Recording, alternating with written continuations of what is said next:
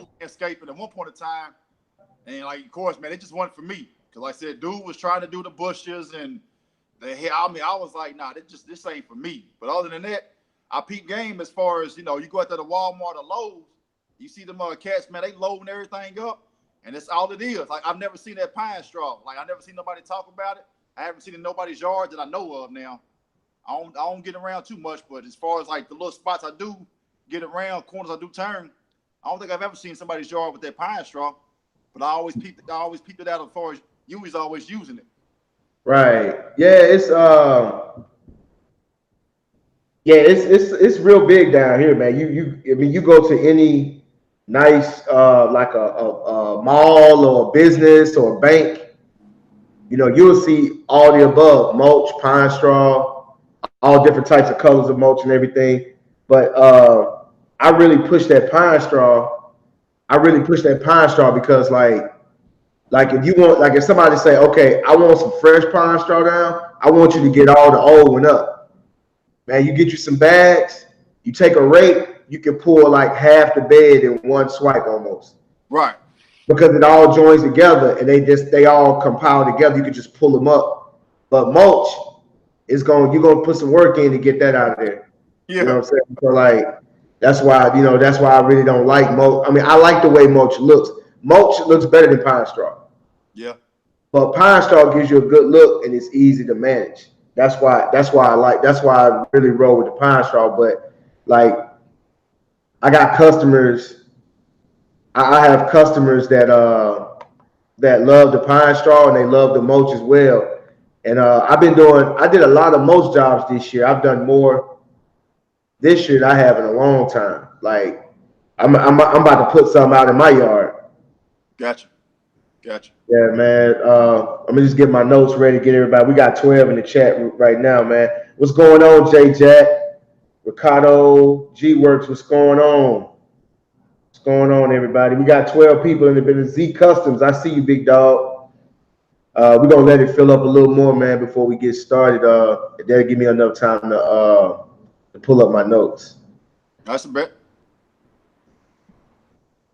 Yeah, because I've been watching you, man. Like I remember when you just popped up on my in the chat on YouTube, and then you hopped in a new wave, and then you started putting up. I started seeing you putting up a lot of posts, and I'm like, man, I see something from you every day. I don't think it's been a day that's gone by that I haven't seen a post from you, and it's always something new. Like it ain't nothing recycled. Right. Yeah. Like far as like, I ain't gonna lie. Like man, for this year, it seemed like I gained 2 customers a day, like 2 new customers a day. Wow. So like I say, of course, word of mouth, and like where my shop is, I'm on the main street. So of course, I put everything out there so when they ride by, they gonna see it. I had a lot of customers, they'll pull up and they be like, man, I see your work that you put out. Like you do a lot of good work, just that and the other. So we have like a little small talk. I give them a business card, and of course they ask for prices. When I tell them my prices, they look at me like I'm crazy. Talking about, man, yeah, I definitely be back, this, that, and the other. And it's just pretty much game on from there. And like you were saying on Facebook, I learned as far as how powerful the social media was from, like you were saying. So I popped up on yours and I see how you was talking about it. I see how G Works talk about it. I see how Sporty talk about it. And of course, as far as Randy, then when y'all was talking about this new wave, I was like, okay, well, this is a new wave. But then I realized what it, how it could help me out, because everybody from different states, different cities, everybody doing something different. So I was like, man, let me chime in. Let me get in where I fit in, like Sporty, right, and see what everybody else is doing. And if I can't learn from that, then okay, I got to go somewhere else. Right. That new way helped me out. Yeah, you gonna always learn. You gonna always learn from different people, man. Like I know you new to you kind of new to us, as far as like the new wave and like this little community on YouTube. And when I first did the new wave, and when I first mentioned it, it was just a video that I did. It was a live chat. Mm-hmm. And like me and G Works, we talk. Me and Sporties, we talk. Eric Jones, we talk. It's a lot of people that we talk, and like I remember when I first got on YouTube.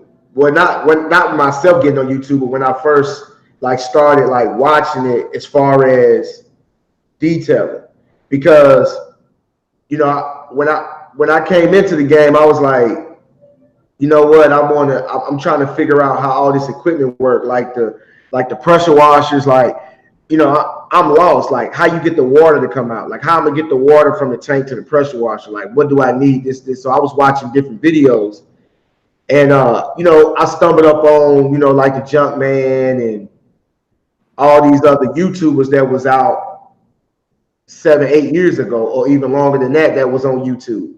Mm-hmm. One thing that I noticed, and I didn't notice this until maybe the last 2 years, is that those guys were just making their videos. They wasn't interactive with their subscribers. Right. They wasn't interacting with their subscribers, and then you'd never. And if somebody can correct me if they saw that, I didn't. Nah. But I didn't see detailers, like going on until like going back and forth until like when I started doing my channel is when I noticed it.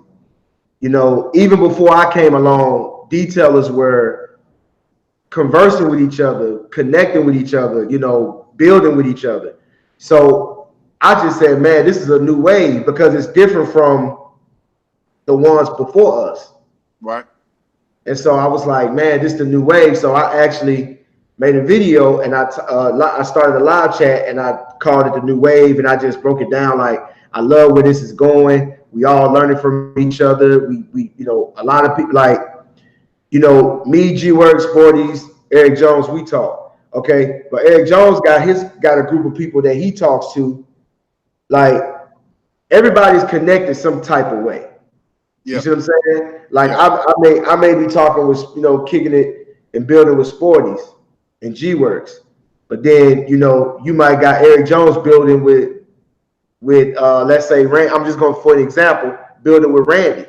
You know what I'm saying? Me and Randy know each other, but me and Randy may not talk. You get what I'm saying? Yeah. But him and Eric Jones talk, so we all connected. So I was like, wow, that's dope. So I said the new wave. Well, what happened is somebody was like, yeah, we the new wave. They kind of tried to make it like some type of a group or organization, a clique or something like that. And I was like, no, that's not what I mean. I'm just saying that. So they was like, no. And there was a few people, they was like adamant about it. So I'm like, all right, whatever. You know what I'm saying? So then I made another video. I made another one the next day. It was New Wave Part 2, like just explaining it like that's not what it is. It's not, I want it to be a network. I don't want it to be a organization or a crew or a clique or nothing like that. I just want it to be where anybody that's detailing can come on.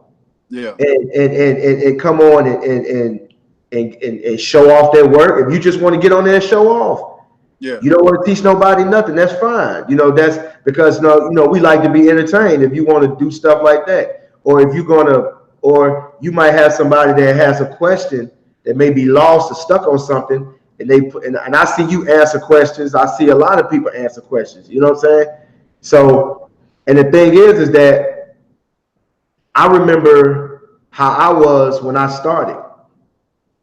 I remember not knowing anything. Mm-hmm. And you watch a video, you will learn something, but it's a specific thing you're trying to figure out, and you can't get it. Like you could, those big guys that got a lot of subscribers, you message them, you leave something in the comment section, you may not get answered back. And then you got to understand those videos probably was made 8 years ago. They probably not even on YouTube anymore.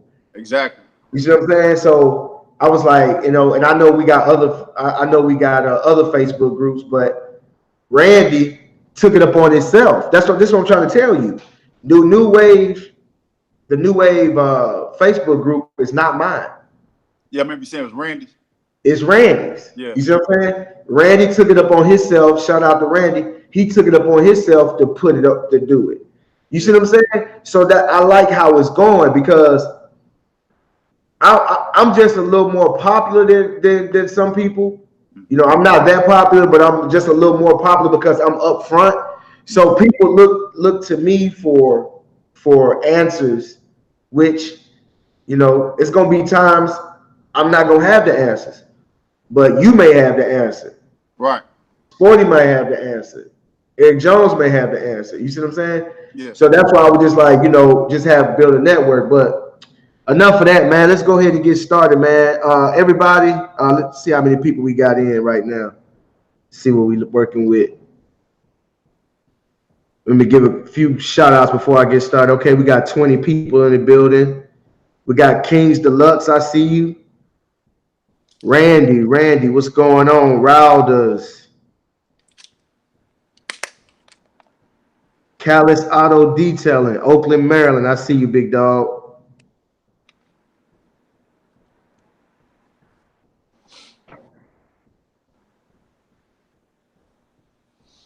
Vision Service, I see you. Yeah, another person that I see a lot on Instagram is Vision Service.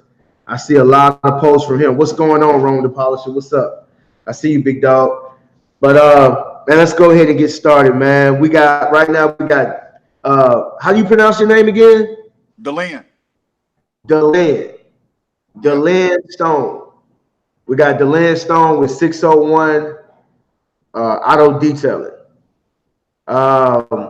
He has a shop. What's it? Madisonville. Yep, Madisonville, Kentucky.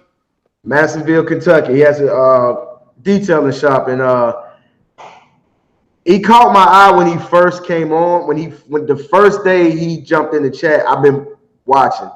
It's a lot of you guys. I may not say anything, but I'm watching people, and I'm watching to see what people are doing. And he's one of the guys that I've been watching for, I want to say, a good 6-7 months. I've been watching him, and every single day, there's not a day that goes by that he's not posting something, showing a before and after, or whatever. He puts, you know, little clips on Instagram and YouTube, and you know, you can tell when people are putting work in. You can tell.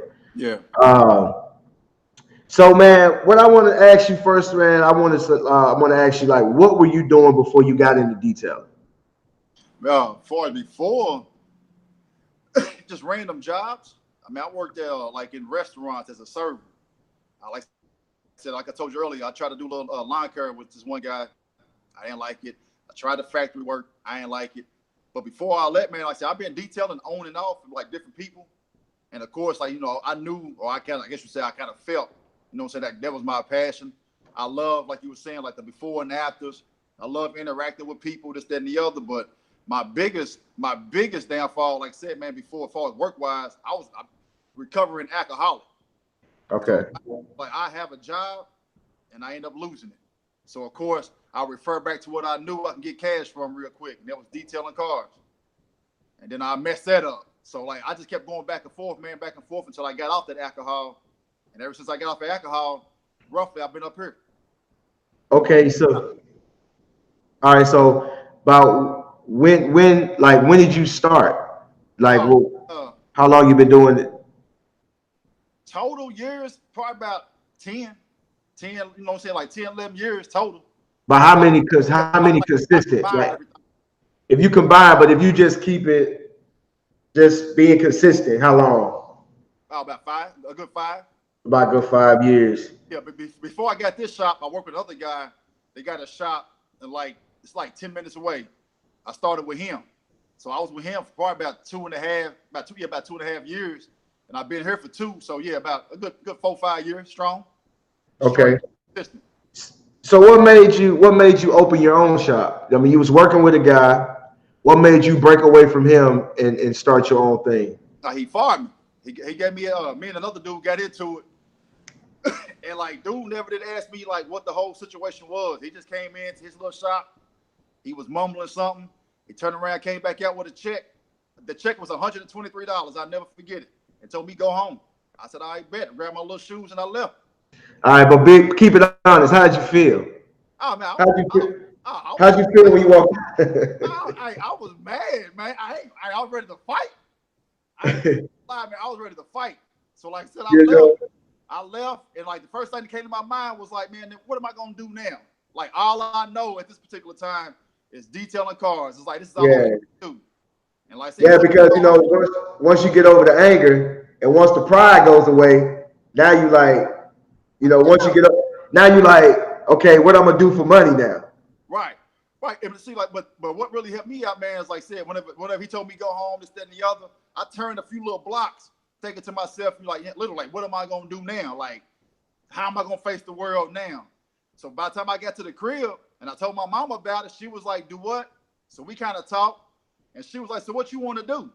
I said, I'm just gonna find me a job, get my little money up. I start washing cars, I'll be all right. And she asked me again, like, what you want to do? I was like, I just told you, like, I'm gonna get my money up. And then she said, nah, get in the car. She took me to Lowe's, man, got everything I needed. And I was washing cars there at her crib in the driveway for a minute until, like I said, until my man had hit me up and told me he got this building. And it's been on and popping since then. Okay, now let's go back. You said you said you was in front of your mom's house getting it in. Yeah. Tell me about that. Like, how was that? Like, how did you get that popping? Cold. It was in January 2017. And of course, in January here in Kentucky, it's 30 below 30. Let's just say it's freezing. The water Right. freeze. Right. And my mama, she was like, you can just start off down here until you find a shop. I'm like, cool. I still probably got like 5 bottles that I bought when I first started. I still got them. But other than that, like I said, I was like always on Facebook. So I would post pictures of like my work. And when people seen that I was down my mom's crib, they was like, all right, bet. So they would either hit me up or they'd come down my mom's house, or I go pick their car up. I'll wash it, take it back to them, whatever. It was like literally like, man, like God closed that door and opened up another one. And like I said, I just never did look back. Okay, so like, did anybody feel a little funny? Did anybody feel a little funny, like coming to your mom's house and get their cars done? Nah, it was all about they knew who I was as far as like having that trust factor. See what it was, like I said, man, I built that trust factor. Again, mind you, now I'm sober at this point in time, but I built that trust factor because I showed everybody a different side of me, the side, of course, everybody should have known. So, of course, without that alcohol in my system, I having to put it on that just craziness, cloud my judgment, person. So it was like literally like God just started opening up doors and started bringing me people that when they knew that I was no longer working for Little Buddy, they was like, man, I'm glad that you're doing it on your own because you should have been. I mean, Right. like how you say how I post as far as on my little shop now, I did the same thing over for Hibbs. Okay. So you already had that everybody knew what you was doing. You was already building since then. So it was just kind of like a little minor setback. Yep. Okay. All right, that's what's up. So all right, so you left your mom's house and then how did the shop come about? Oh, my man, like I said, dude that was rented out at the time, he had a few people up here, but they really wasn't, I guess you say, detailing cars. They may do their own, open up the door, that's about it. So I met my man over at my brother's crib one day. He was over there kicking it. And he was like, man, you just the one I've been looking for. I was like, what you talking about? He was like, we'll talk. So I'm like, I waited about 2 hours. And then, like I said, he finally pulled me to the side and was like, tell me what happened with you and Little Buddy over at his spot. And I told him. And he was like, man, I kind of figured that. He said, look, I got that building up on Main Street. If you want it, come by the next day and holler at me. We'll talk numbers and we'll go from there. And that was on March 15th. And I ain't looked back. March 15th of 2017? 17. So okay. So at the mom's crib was just a few months, a month or two. Exactly. That was in January. And then on March 15th, my man said, meet me up here. And I pulled up. He said, what all do I need? I told him I already had the pressure wash. I already had chemicals. He had the building and the water. And let's get it. And that was it. That was it. Okay, so now, you got fired. You want to fight. You went to mom's house. Now you're about to open this shop. Yep. Okay. what fears did you face? As far as Opening the shop, like yeah, open the shop, paying rent, open up the shop. How am I gonna maintain this rent? How am and I that gonna water bill. how am I gonna maintain the light and water? Because like I didn't know what it was running up here. Like I didn't know what it cost monthly. But like I said, my man was like, look, just here's the key, here's the shop, and we'll work it out. And I'm telling you, man, like my first month, on March 15th, like I said, I finished that month. I think I did all right. To me, I did all right. But of course, it's still new for people to understand and realize where I'm at. So I went right back to Facebook. I'm taking pictures and I'm doing my little thing. Of course, I had my business cards going, and everybody know who I was. So I would tell them when I see them out and about, got my own shop now. Come on up here. Come on up here. And they was bringing their cars.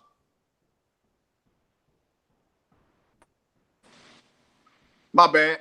And like I said, and they was bringing me their cars. And like I said, it's been going good for me. But like I said, the biggest fear, man, was trying to figure out rent, how much the chemicals are gonna cost, light and water. That was my biggest fear. So like, what was it? So how'd you deal with it? Did you just? I mean, you just went in head first and just say, "What's gonna happen is gonna happen. I'm gonna give it my all and see where the chips lay." Yeah, most definitely. Like I said, I'm the type, man, that like you said, once I go all in, I'm in there. You're gonna have to kill me. I'm not coming out. Once I put my mind to it, I'm in there. We're gonna get it. Because like I said, man, I'm a firm believer there's two things that's gonna happen. Either you're gonna go all in or you're gonna tiptoe and then you're gonna start missing out. So if you just go ahead first, I mean, if you make a mistake, you make a mistake, but at least you in there. Mm-hmm. So you can't say, oh, well, I made a mistake while I was just tiptoeing. Nah, man, go on in there. All right, I hear you, man. That's what I'm talking about. I mean, and it's funny, man. Clean right, um, clean right, cut right. He started off doing mobile. No, he started off doing lawn care, and then he recently, within the last like year or two, started doing mobile detailing. And he called me out the blue one day, and me and him been building ever since. But me and him was talking, and we was going back and forth with conversation, and I ended up having to tell him like, hey, I forgot what he said, but whatever he said, it prompted me to tell him that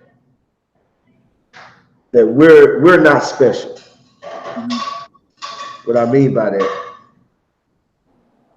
well, that don't sound right. What I'm saying is, nothing that we're not doing anything special. Is what I meant to say. Right. You're getting up. You're getting up early in the morning. You leaving late at night. You putting work in. Anybody can do that. Right. Anybody. Right. But the difference between a person like you who's successful and a person that's not successful is the mindset. Correct.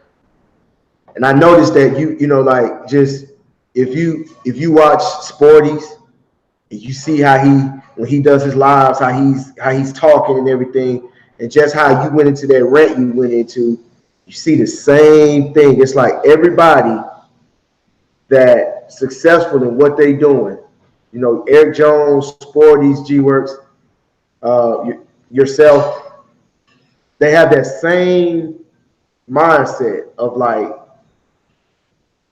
I want to say kind of like kill to be killed. You know what I'm saying? Like, I'm you know what? This is what I'm finna do. I'm not gonna stop until I meet this goal. And I was telling him that that's what separates us from people that are not doing well or not successful, because they don't have that mindset. They don't have that go-getter's mindset. Like as soon as, like most people, well, I'm not going to say most people, but some people, if a shop or something was presented to them, or that opportunity was presented to them, all that having to pay light, water, and all that would have scared them off. Mm-hmm. You know what I'm saying? Now, we're pretty much all the same. It's just that mindset, because like you said, you was scared. Yeah. You was fearful of how much this stuff was going to cost. You didn't know what was going to happen. Nah. So that's just like, man, that's just like somebody throw something on your back and you in the plane, they just throw something on your back and they tell you to jump and you jump. And you don't know if the chute gonna open until you pull that string. You don't know if it's gonna open or not. That's scary. That's scary. And some people, that's enough for them not to do anything. So I was telling him, man, don't you ever think that what you're doing is special, because it's not. It's what's in here. It's what's in here that's special. That's what it is. You know what I'm saying? But okay, I was talking to you earlier, and you said that you had some employees. Yeah. Okay, so you got a shop. So I know people pop up looking for jobs all the time. How do you deal with the employees you have now currently, and how do you deal with potential employees? I just see what kind of lifestyle they live. Like, you know, like you were saying, it goes back to your mindset. Because anybody gonna come up to you talking about, hey man, let me come work with you. I know how to wash cars. Okay, you may know how to wash your own, but do you know how to wash a car for where you gonna get paid for it? Do you know how to wash a car to where everything is kind of you got to be in order, somewhat particular about this, that, and the other? And on top of that, can I even trust you? If I can't trust you, now I don't want you up here. I don't want you nowhere around me. Because like I said, man, I had customers, and some people say I didn't know that it was in there. Man, I found jewelry. I found money. Like I found some of the most randomest things. Cell phones, iPhones. Yeah, in the most randomest places. And I'm thinking to myself, the last thing I need is for anybody to be up here with me or around me that's gonna steal. Because all it takes is that one customer to go back and say, well, yeah, I had this, that, and the other, and then I don't have it no more. Don't ever take your car back up there. Now what? The person that did it, he gonna walk off, or you know what he's gonna call it, and go work somewhere else. The fact that I got a bad rap. So like with the customer, I mean with the employees I have now, man, I just tell them, it's kind of like, what do you really want out of life? You know what I'm saying? Like I asked them, like, what do you really want out of life? And just how they interact with that particular question is, you know, we kind of go from there. Because if you don't have no drive, no motivation, if you don't have no goals, like if you don't want to do nothing in life, don't even worry about coming up here.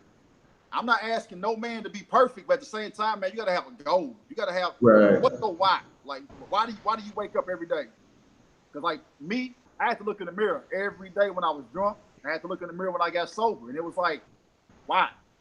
Why are you doing this? Then why are you doing that? And once I figured that out, it's go time. So like, far as employees, I try to tell them. I said, man, you know, I wouldn't make you do anything I've never done. I won't make you do anything. Me sit back and watch you. I'm not that kind of so-called boss. I like to be active with whoever's up here working with me. Like, you know, let's get it. Because my thing is, if we having fun and making money, that's the win-win. That's what I'm talking about. You can go clock in somewhere and be a so-called, you know, factory slave or a cubicle slave, whatever you want to call it, or you come up here. You ain't gonna get rich working with me. You will not get rich, but you will be able to pay a bill. You will have $1 or $2 in your pocket.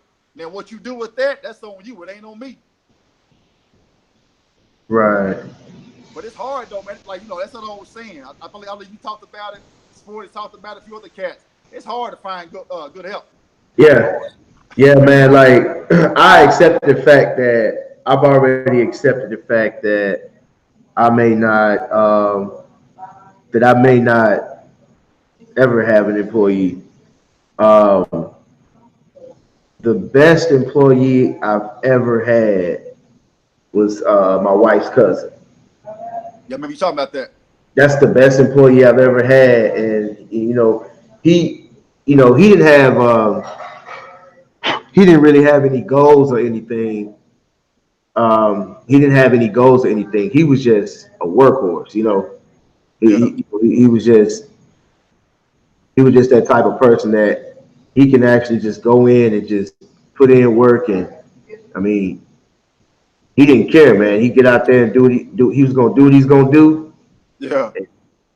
And I'm telling you, man, he knew how to work everything because his dad, His dad was a worker like that. His dad was a hard worker, man. Work with his hands and stuff like that. So when he was a little boy, his dad had him with him all the time. Mm-hmm. So he learned from that. So he just already had that built in him. But he was young, man. He's 19, 20. I think he was like 20 or 21 years old. Young kid, got a little girlfriend, got him a little car. So he in that phase. So but plus he went off to college. So, but he was the best employee I've ever had. I've had other people that were pretty good. Like I got a guy that lives down the road, but he's in that same predicament like my wife's cousin. Into the cars, young. They still trying to find out who they are or whatever like that. But he was a good man. He was a good worker. He was a good worker. He was a real good worker, but we was running to an issue of like when he was ready, I wasn't ready. I wasn't at that point where I could hire somebody. And then when I was at the point that I could hire somebody, he already had a job. He was trying to juggle different jobs, and it just wasn't working out. Gotcha. So that was my thing right there. But I've had people come work with me.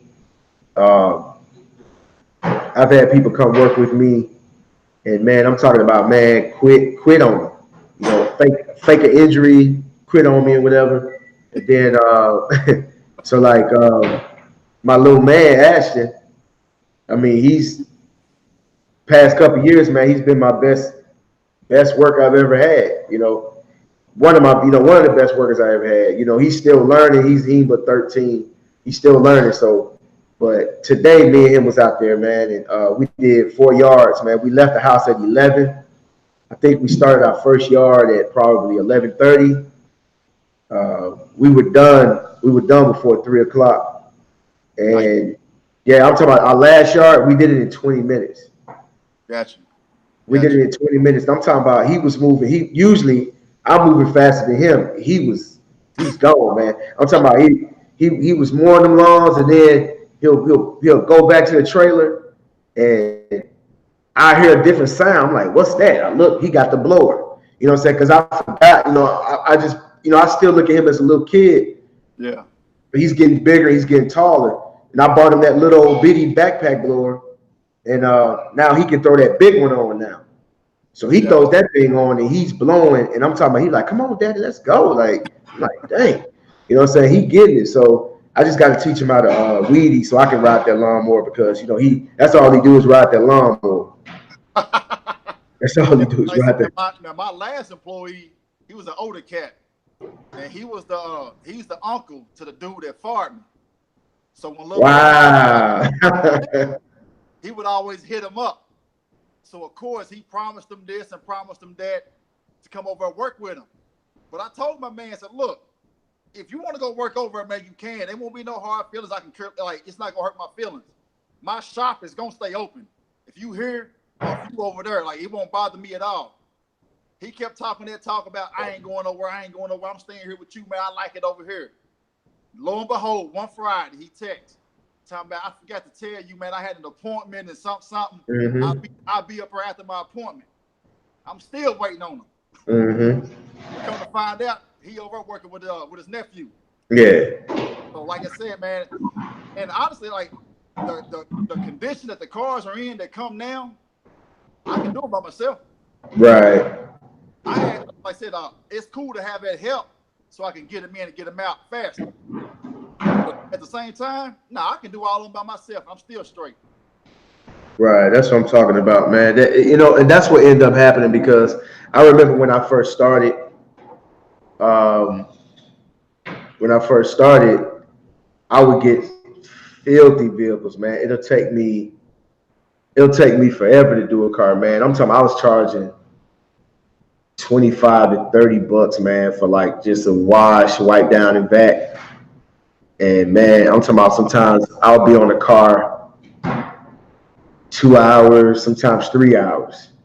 And then I started raising my prices. But what I started noticing, I was I live in a nice area, and the area, like the surrounded areas of my neighborhood is all nice areas.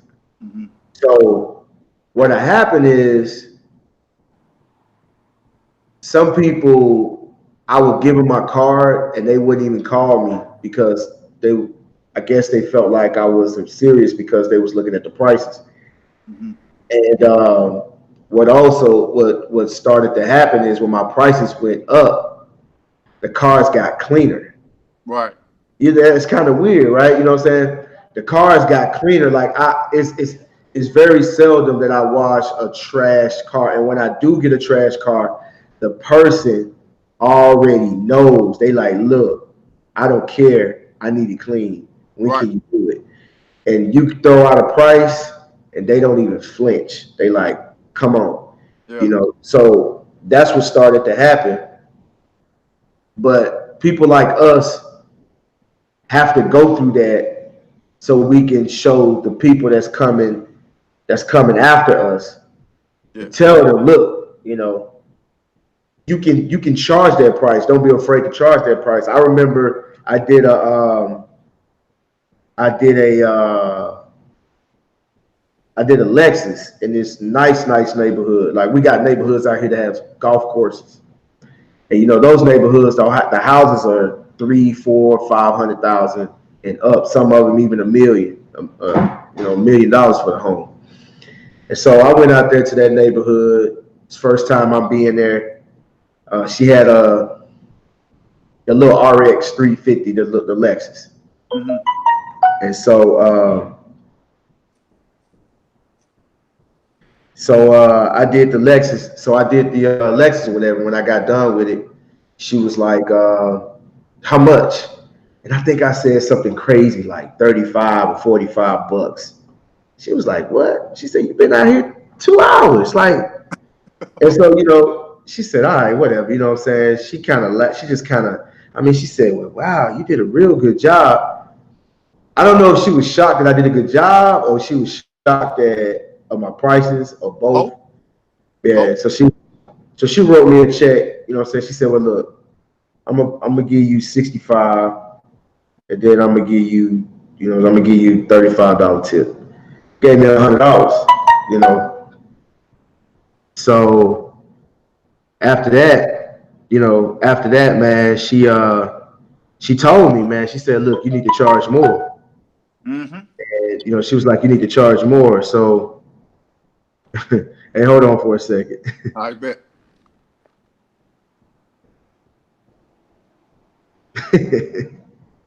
Hey, yo, Sporties, I just sent you an invite, man.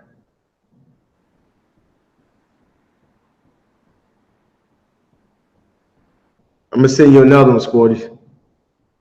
But yeah, man. But yo,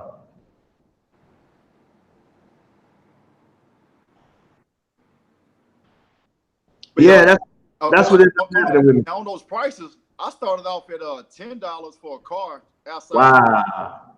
And I was like at I think I was at 25 for like a wash and vac. But like you were saying, I was taking them in any condition. So Wow. mind you, I was about like you, taking about 2 hours for a basic little wash and vac. That's how I was. I was beating my own self up over time.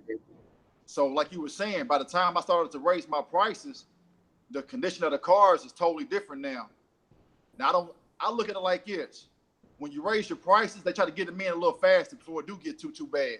Mm-hmm. Whenever I was dirt cheap, man, I was getting anything. I'm like, throw the whole car away. Don't even bring it up here to me. Just throw the car away because you have stuff in here that I've never seen before.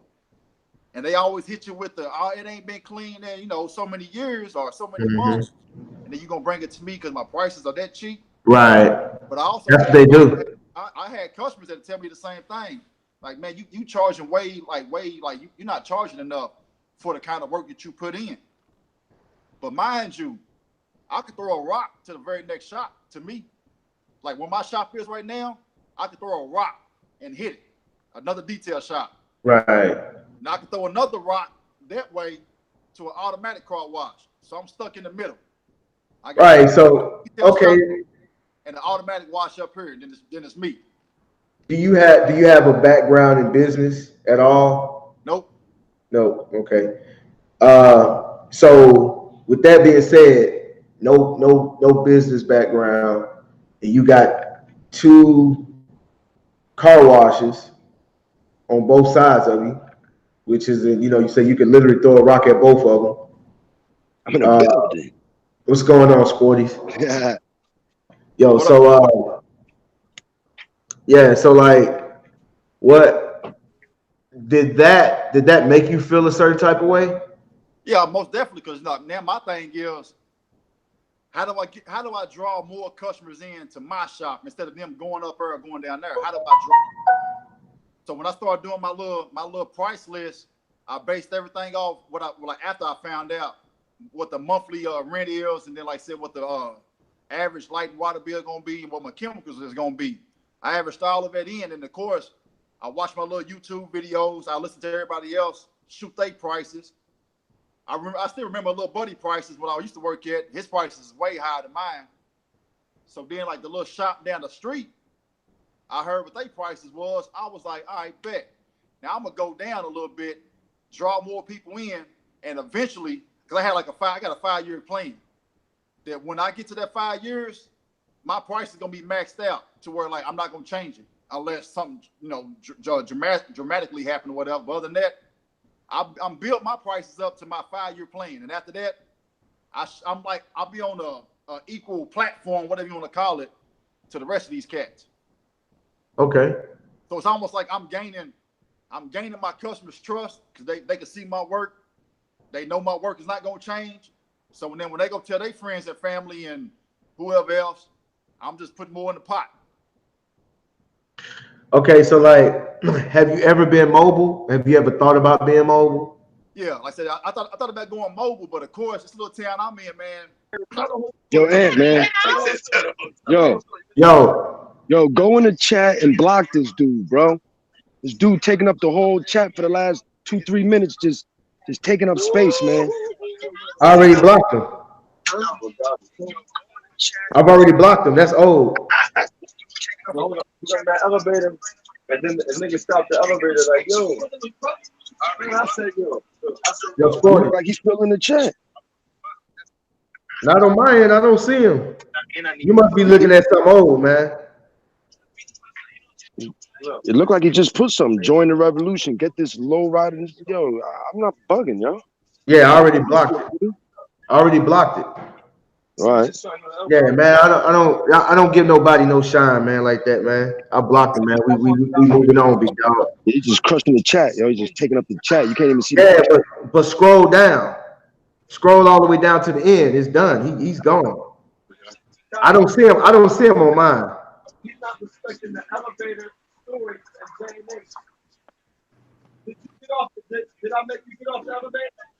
All right, yeah, the last one I had was 9:45, yo. It was broke. Why would you get on a broken elevator? Come on, man. He's not even giving me like, you know what I'm saying? Like, yo, listen, that, like, Yo, so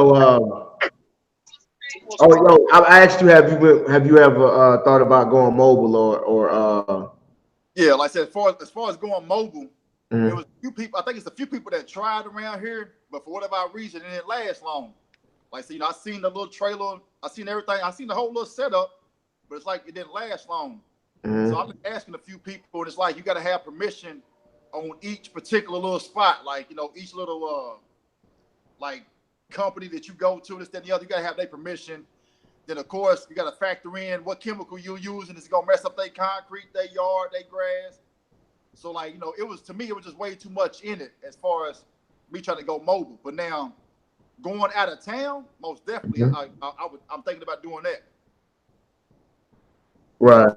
That's on my little game plan as far as what everything else I got lined up. Okay, that's what I'm talking about, man. And so, what would you rather prefer, though? I mean, I know you're already in the shop, but did you like the shop? Do you think you would like the shop better than mobile? Yeah, most definitely. See, like I said, with the shop, I got shade year round. Going mobile, either you're gonna put up a tent or you just gonna get a tan. It's up to you. And like I said, as far as like I said, to me, a shop, if I had more room in this one, I'd be all right, but I make it work. But yeah, to me, with a shop, That's just what I prefer. But I never knock anybody, you know what I'm saying, from getting their money. If they can get their money as far as like around here on going mobile, by all means, go ahead. But as far as the shop, yeah, most definitely. Okay. So I see you social media a lot. You always posting work, and I mean I'm seeing stuff every day. And I talked to you earlier. You said you do about 6 a day. Why do you go so hard? Oh, like man, it's just the motivation from like all my past failures. For everybody that like, you know, either told me no or told me that I wasn't gonna be successful, I wasn't gonna do anything. That's what really makes me go even hard. Because like I said, man, like the little town that I'm in, I never knock it because of course it's home. Home is always gonna be home. But there's really no motivation around here. So either I can be just like them as far as wake up, go clock in, clock out, and go to the hangout spot, go home, and then wake up. Either I can do that for the rest of my life, or I can set my own tone, set my own life how I want to. Because like I said, these days, if I don't feel like working, guess what? I don't have to work. But when I do want to work, when I do want to go hard, let's get it. From sun up to sundown, I can get it. Write my own check. That's what I'm talking about, man. That's that's how I look at it, man. We can sit up here, and we can, we can sit up here and we can conform to what society tell us, or we could take our own destiny and our own careers into our hands. Right. Yo, Sporties, you got anything you want to ask him?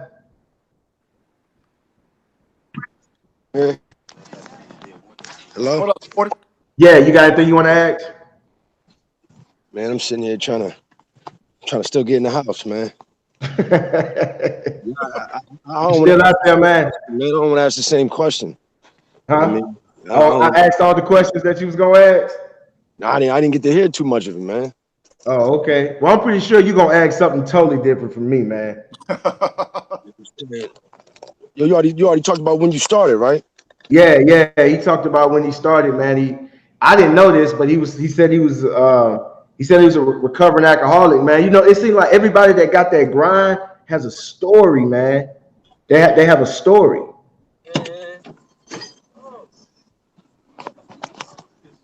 What I say? How did he start? Hey, tell him how you started again. Tell him how you started again, How you start? Oh, like I said, I was telling Aunt earlier, I said I'm a recovering alcoholic. So my thing was, whenever I was working, I was only working to feed that liquor. You know, for I had to have enough money to buy what I wanted to buy. So whenever, like I said, you know, I prayed about it. My mama, she prayed for me, and everybody else was praying for me. Whenever I got off that alcohol, I turned into a beast to where instead of me buying that alcohol, I can do something with my life.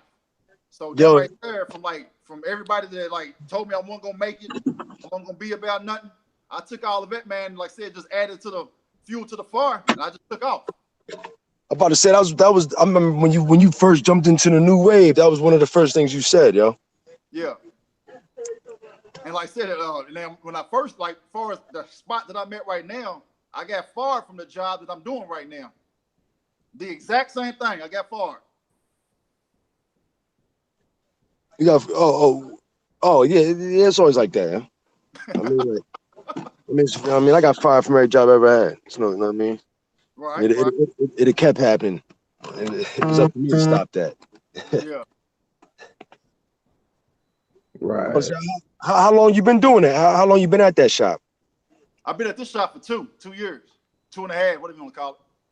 And you they doing something else at the shop too, or it's just for detailing? Yeah, so for the basic right now, wash back, full detail, shampoos, whatever. But of course, my next step is to jump into that ceramic coating. I had a few people ask me, do I tint windows?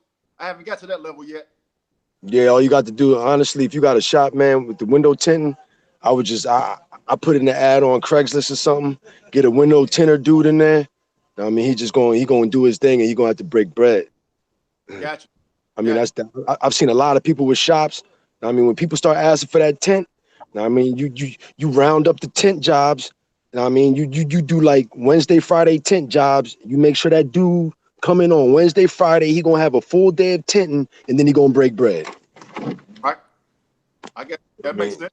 Yeah, especially with that shop, man. You can start charging people rent as far as, I mean, I got this work. I mean, what is it? Contracting people like, yo, I can get you some tent jobs Wednesday, Fridays, or whatever you want. I line them up. I know you probably want no less than 5 a day. You know what I mean? To make it happen, break bread. Shit. Yeah, you bumped your camera off. You bumped your camera, Deaelin. Nah, hold on. Okay. Yeah, what city you in too? I'm in Massillville, Kentucky. Yeah, I ain't gonna lie, man. Only time I drove through Kentucky when I was going from Jersey to Illinois, Southern Illinois, I would drive through Kentucky. I know, what's that highway? 64 or something going through there? I think it was 69, something like that.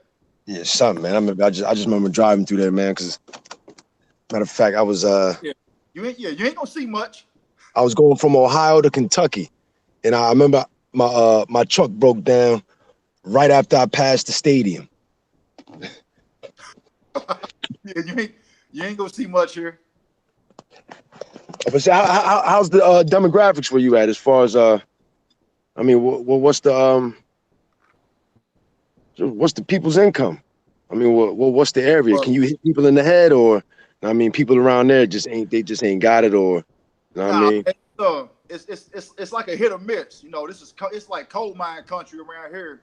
Oh, word. Up on the time, but you know, with that coal industry kind of fading out, or however you want to put it, it kind of bottomed out a little bit. We have a lot of nurses, you know, for nursing programs and stuff like that around here. That's even better. And like on average, you find customers like making right at $15 an hour. Average. Yeah, what county you in? Hopkins County. All right. So like yeah, nurses. That's a good thing, now, man. Yeah. But now, like I said, when it comes down to them getting their vehicle cleaned up, yeah, it's pretty much whatever. Like me and A was talking about earlier. Depending on how bad that car is, they'll pay it to get it cleaned up. Yeah, women pay for things they want. I mean, right. women will pay for that, man. Right. I mean, right. I mean, men will be like, I do it, never get done. Right. Yeah, that's the story of my life, man. I that's me right there, man. That's how I get them home pressure wash jobs. The husband say he do it. He gonna pressure wash the house. He gonna rent it. He ain't gonna do nothing, man. You might as well just call him. I'm gonna come through and I'm gonna do it in 2 hours, so he ain't got to be face to face with the aluminum siding trying to get the green off. Let me just come through, knock it out. I mean, you lying, he lying. I mean, let me come through. Let me come through and knock it out, man. Bad. I'm about to say, oh yeah, I noticed you say you probably wouldn't be a good idea to go mobile down there, you said? Nah, like I said, if it's a few cats, man, that tried it. So like I said, I don't know what all they had to go through to even get it all set up. But like I said, I don't see them riding around no more. I don't know if they bought it just to ride around and do something else with it. But I've never I never turned any blocks and seen somebody actually out mobile that's washing cars or whatever. I've never seen it. So I say I don't know if it's too many like stipulations and rules that you got to abide by, which of course, it's rules in life in general. But other than that, like I said, I've never seen nobody like around here in this little town stick with it. So if I ever go mobile, it'd be for me to go out of town. What it is, like some of my clients, they have they kids like go to college somewhere close by, so they don't ever get to come home. So I told myself if I ever went mobile, it'd be to go get their cars cleaned up. But I have it set up though, tell your friends I'll be up there this weekend, and I just have to round up a bunch of cars and get it done. And what's the closest major city? What's that? Closest major city there. Where you at? Probably Louisville. Oh, all right. Yeah, Louisville, like what, 2.5. Then you got Lexington. Gotcha. Yeah, I was in Carbondale, man. I was only about 2.5 hours, 3 hours from Louisville in Carbondale, Illinois. Okay. And of course, like I said, if I go down south, I go down to Tennessee as far as Nashville, Clarksville area. That's like about an hour and a half, 2 hours as far as, to hit Tennessee. All right, yeah. Yeah, that is some country out there, man. Shit. Because I was, 30 minutes from Paducah, Kentucky? Yeah. Man. Well, hold on. That's a real place? Paducah? Paducah? Yeah. Hey man, I thought Mississippi had some weird names for towns, man. Wow. Yo, ain't Paducah like an Air Force base or something? I think my dad had brought that up to me because he was like, yeah, he was like stationed around that area or something before. You probably talking about Fort Campbell.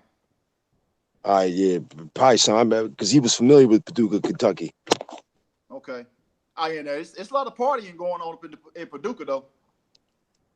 I believe it. I was shocked. Southern Illinois University, Carbondale was the #1 party school in the country. Which shocked the hell out of me. But now I mean, like, yo, the tailgate parties, they had to make a rule on campus because people would have it so crazy at the tailgate, we wouldn't get into the game. We wouldn't make it to the game. So there's like, yo, when the game starts, y'all can't tailgate no more because people would tailgate and have so much fun they wouldn't even think about the game, man. And we in the parking lot have more fun than it is at the game. It's terrible, man. Yeah, man. Yo, Randy has a question for you. One of his questions is, how do you pay employees? And he was asking where you at your shop right now. Yeah, I'm at my shop right now. And as far as how I pay the employees, it varied depending on the knowledge that they had or the experience they had. The most I paid one employee was $10 an hour. $10 an hour? Yeah. That's not bad. Word. But now, by the time I was paying him, and I sit back and I seen what he was actually putting in, I should have paid him $7. Right. Dang. Right. He said I should have paid him $7. He's also asked, if you don't mind him asking, what's your rent? What's your rent a month at that shop? 7. Huh? 700. 700? Yeah.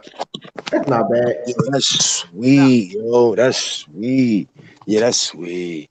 Yeah, man. Yeah, that's sweet. Because with detailing, everybody can't hit you in the head, but in certain places, depending on who you are, man, that's a day. That's half a day. Shit, that's half a day of work. I mean, that's sweet, yo. You know what I mean? But then I'm saying you still gotta, I mean, you got a payroll, or you know what I mean, you're not even doing the payroll, you're doing 1099s. No, I just pay them out of my pocket, straight cash. All right, yeah. That's what I'm talking about. Like if I know for a fact I'm gonna have what I consider a slow day, I won't even have them come in. I just go ahead and handle what I gotta handle. Oh, that's word, yeah. See, I mean, you got some people that can, that can accept that and won't get all. Yeah. How big the staff? Like that, man, we have our little slow period around here as far as the weather. We don't know if it's gonna snow, rain, hail, or whatever you want to call it. So people there like kind of wait to see what the rain gonna do and this, that, and the other. Yo, how big of a staff do you have? Just me and another guy. Oh, all right. Oh, cool, man. Yeah, that's for something, man. Yeah, you good, man. You ain't got no big staff because I know that'll get out of hand. And man, you can't watch people, man. Sometimes, man, I got these kids, man. Man, you gotta watch them, and all they doing is vacuuming. Hold on, one second. Man. That's what be killing me about some kids, man. Or some people that vacuum. Yeah, like, I'm a firm believer. Like, I give anybody a chance that they actually want to work, this, that, and the other. But at the same time, if you ain't trying to put that work in, then like I said, you can go somewhere else. McDonald's is always hard. I tell him my heartbeat. Yo, you from Kentucky? Yeah, I'm from here, Kentucky. Yeah. Born and raised. I'm about to say, man. Yeah, y'all sound got more country than Mississippi, man. Yeah. Hey, hold on, man. What you trying to say, Sporties, man? Come on, man. You can't be dissing Mississippi, man. What's going on, man? He sound like the South. Come on, man. It don't get no country than Mississippi, man. Oh, no. Don't get more country, man. Like born and raised. Yo, Sporties, man. Let's tell them about the podcast, man. Oh yeah, man. Yo, once I stop screaming thug life every night. You better get the podcast. Hey, yo, I'm gonna tell y'all, me and Sporty's got this thing when we say thug life. I don't know if y'all remember. It was, I can't remember this. I think it was "Life Goes On" by Tupac, and during the song, he says, "Screaming thug till I die before I passed out." I don't know if y'all remember that lyric. Yeah. So anytime we come, anytime like me and Sporties, we'll set up something to do something, and you know, all right, man, I'm gonna hit you at 9 o'clock. All right, 9 o'clock go, 10 o'clock, 11 o'clock, you know. So the next morning, I'm like, dude, what happened? And he just said, man, thug life. So so that's a little joke we got between each other, man. Like, you know, passing out, like just basically falling out, going to sleep, because, you know, like you said, sun up to sundown, man. We put like we got a goal we're trying to meet, and so like we're not sun up to sundown every single day. But there was a point where I was sun up to sundown every day, because I was just getting into the game. My prices was low, so I had to put out more work to meet the goal. You know what I'm saying? So and the thing I like about us connecting on YouTube and on Facebook, this whole new way thing, I love the fact that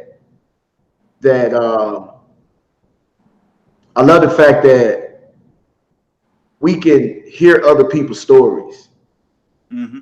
You know, you're recovering from an addiction, and you turn your whole life around, and you're putting that work in, and the things that you're saying, like we all say that. Like I've talked to Eric Jones. I'm like, yo, why you go so hard? And Eric Jones is like, look, man, I've been broke before. You know, I've been in serious debt before. And, you know, I remember eating peanut butter and jelly sandwiches, you know, because I'm trying to save money. Like, you know, everybody has a story. Sporties has his story, you know. And so the people you know, you got people who are watching, who are thinking about getting into this type of, you know, getting into this industry, or any other industry, like any self-employed, doing stuff for yourself, that I want them to see that, like, this is the first time, other than earlier today, we spoke briefly. Mm-hmm. It's the first time I'm talking to you. Just like I talked to Joey. When I talked to Joey, that was my first time talking to Joey last week. Yeah. And everybody saying similar things. You know, the drive. You see the drive in everybody. You see that kill to be killed mentality. Definitely. And that's what I love about this, man. I mean, Sporties has it. Like, sometimes, you know, I can be very, very aggressive, and I can be very, very laid back. And when I get laid back, when I get into that laid back mode of just chilling, and I can have a conversation with Sporties, and I'll get up and go do something, man, because he's always going. And I like to surround myself with those type of people, man, and to keep me going. Because, like, if I have an idea and I tell Sporties about it, if I don't do that idea within, especially if it's something that could be done like this, if I don't do it, he's gonna clown. He's gonna clown you, man. He's gonna clown you, man. Like, he's gonna hold you to it. Right. You see what I'm saying? And so, like, I like to surround myself with people like that. And then, you know what I'm saying? You know, it's kind of like y'all just sharp, you know, steel sharpen steel. Y'all feeding off each other. And that's why, you know, I was like, I wanted us to create something so, you know, people can find that person. They can find that person, you know what I'm saying? Because I've never met Sporties. Yeah. I've never met them. I first started checking them out on YouTube as well. Right. I said, I don't sleep at night. Whenever I leave, like, my shop, after I did have many cars, I go home and I just go back on YouTube and just start watching videos. Mm-hmm. So like I said a while back, it's when I first started watching Sporty. I had no idea that a little drill brush can do what it do. So I see him doing it. Right. Like, man, I ain't never seen a cat use a drill brush on some on the mat. Sporties put a lot of people onto their drill brush. That is why I call Sporties. I'm watching them on YouTube because somebody else put me on to them, and I'm watching them, and I'm like, man, what the hell is that? Like, I'm looking at the cars, but it was two things that got me. He was doing shitty cars. Yeah. He was doing a lot of shitty cars, and I'm like, damn. And I'm talking about he was bringing them back, or the best they could possibly get. Right. I was like, man. And so, and I saw that drill brush, I had to call him. Yeah. I had to call him, man, after I saw that. He put a lot of people on that drill brush. Yeah, I was one of them. It saved me on several occasions. Yeah, I can't do it without. Yeah. Me. We was on the phone one time when he was on the way to an appointment and forgot the drill, and then had the nerve not to turn back. He felt the rap. Yeah, a drill brush. No drill brush in a Mazda. Not a good idea. Yo, I went into a gunfight with a knife and made it. I made it, man. I survived. Fight could have been over real quick, but you wanted to go all the rounds. Not me. Could have been over quick. Hey yo, I went too far to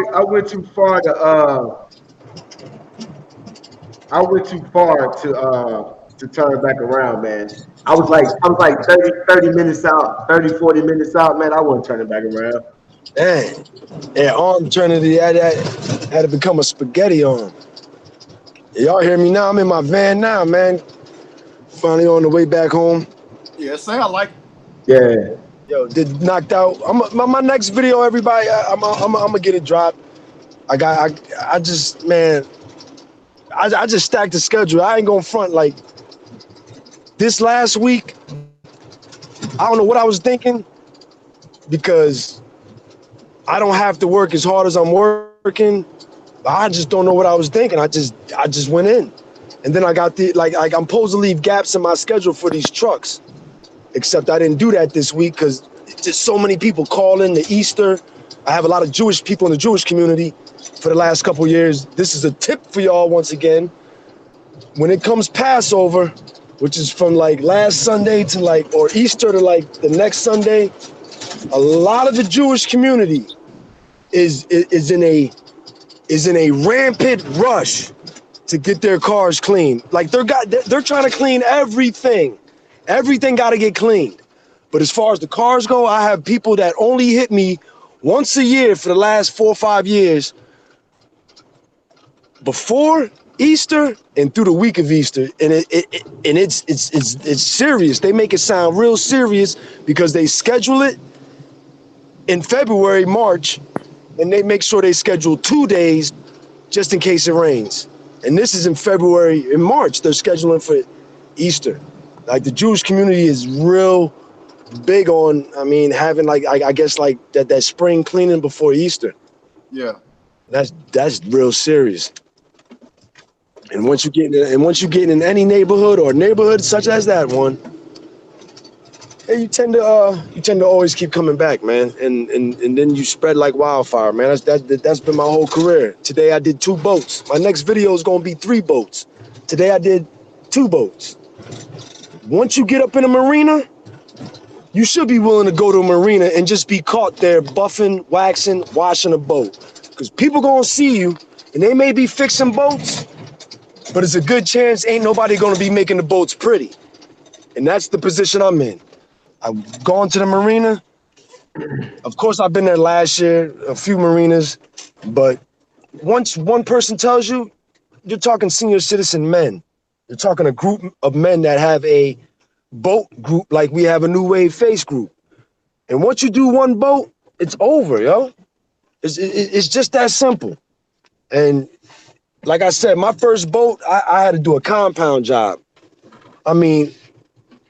That job was about $700. I spent about $500 in product. Because I knew this wouldn't be my last boat.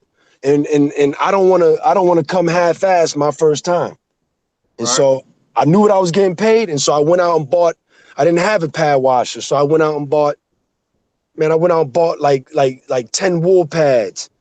I ended up buying like 32-ounce bottles of McGuire's RV boat compound and all that. Man, I bought a lot of stuff, man, because I was like, yo, this is not gonna be my last boat, and of course it wasn't. But a lot of people need to realize that, man. Certain jobs you just need to go all out for, yo.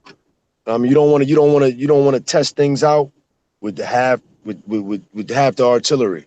I mean, if you know what you need or you watch videos, I mean, you definitely want to you want to play the part too. You want to look the part, play the part. You want to have the tools, and you can get that off of just watching stuff. But and I mean, like I've always done, man. I see a few videos. I see a couple people doing the same thing. If it's working for them, it's gonna work for me too. But you got to touch the boat, touch the RV, touch all that, man. And yeah, man, like I said, man, like you just said, sun up to sundown. That's Right. me. I mean, like I don't have to, but why not? Like, Yeah. Some days I like to go in like that. Like I'll go in and do sun up, sundown, man. Like 2 years ago, I was really on sun up to sundown. I was really that's what I was doing every day, like Yeah. Monday through Sunday, unless it rained. yeah, I Yeah. was doing the same thing, man. Like the best part about it is I was just doing it because man, this is some addictive shit. Like, I'm telling you, it's the best thing. It's the best thing ever, man. And now with these goals that I got that I know that I can achieve, like the sun up to sundown, it's a different type of motivation, man. It's like I can get to what I want real fast. Yeah, I could take my time, but I'm impatient, and I could actually push and not destroy myself, yo.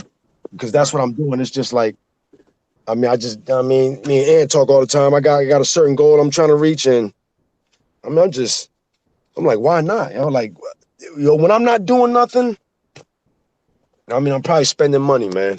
Like, I mean, you guys understand, I got no kids, no chick. I'm chilling, man. I mean, I got my dog and I work, man. I work. And I mean, this ain't gonna be forever. Like I'm spending a few years working like no one else will, so I can live the rest of my life like no one else can, man.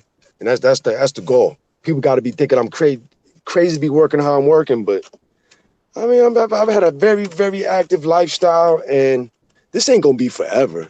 I mean, like I'm going in a certain direction. I'm not just going a long way in the wrong way.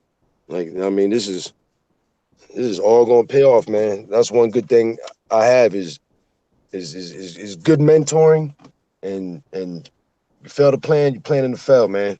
You get older and you start realizing, get tunnel vision.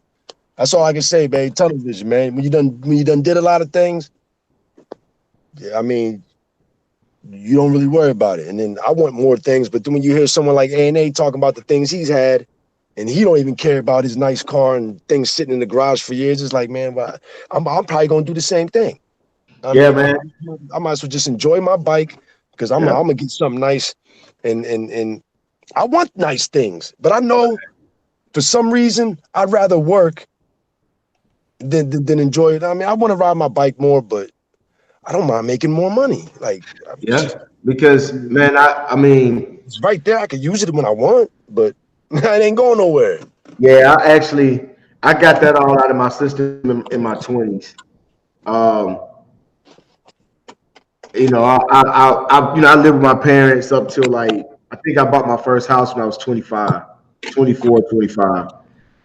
From like 18 up until that point. Um, I worked a job, but I lived with my parents. So like,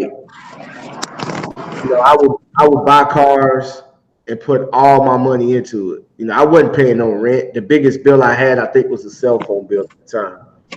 So like, I got all that out my system to the point now.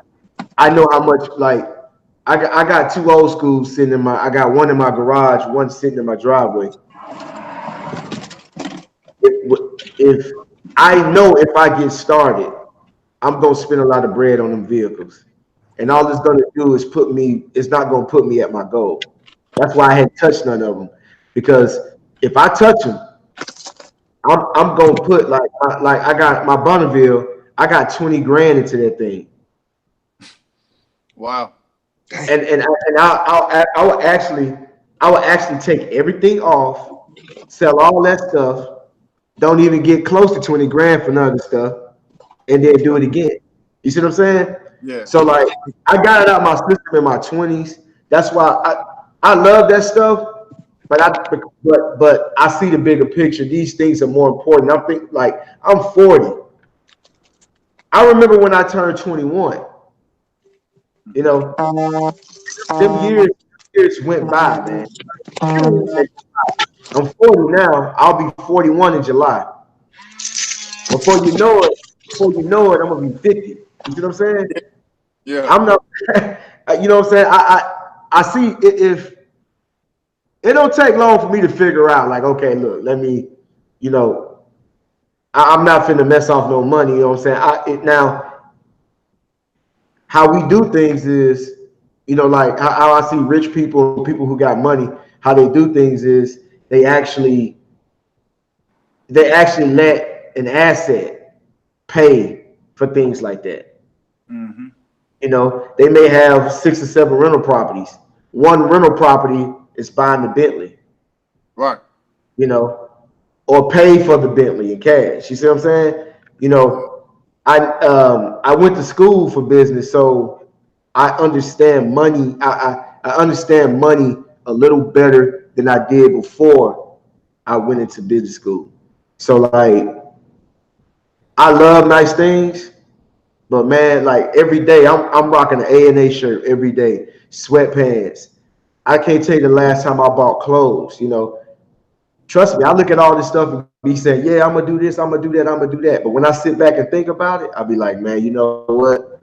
I'm not gonna worry about that right now, because once I reach once I get to the end game, and it's not gonna be that far from now. When I get to my end game, that's when I'm gonna enjoy myself and start doing those things.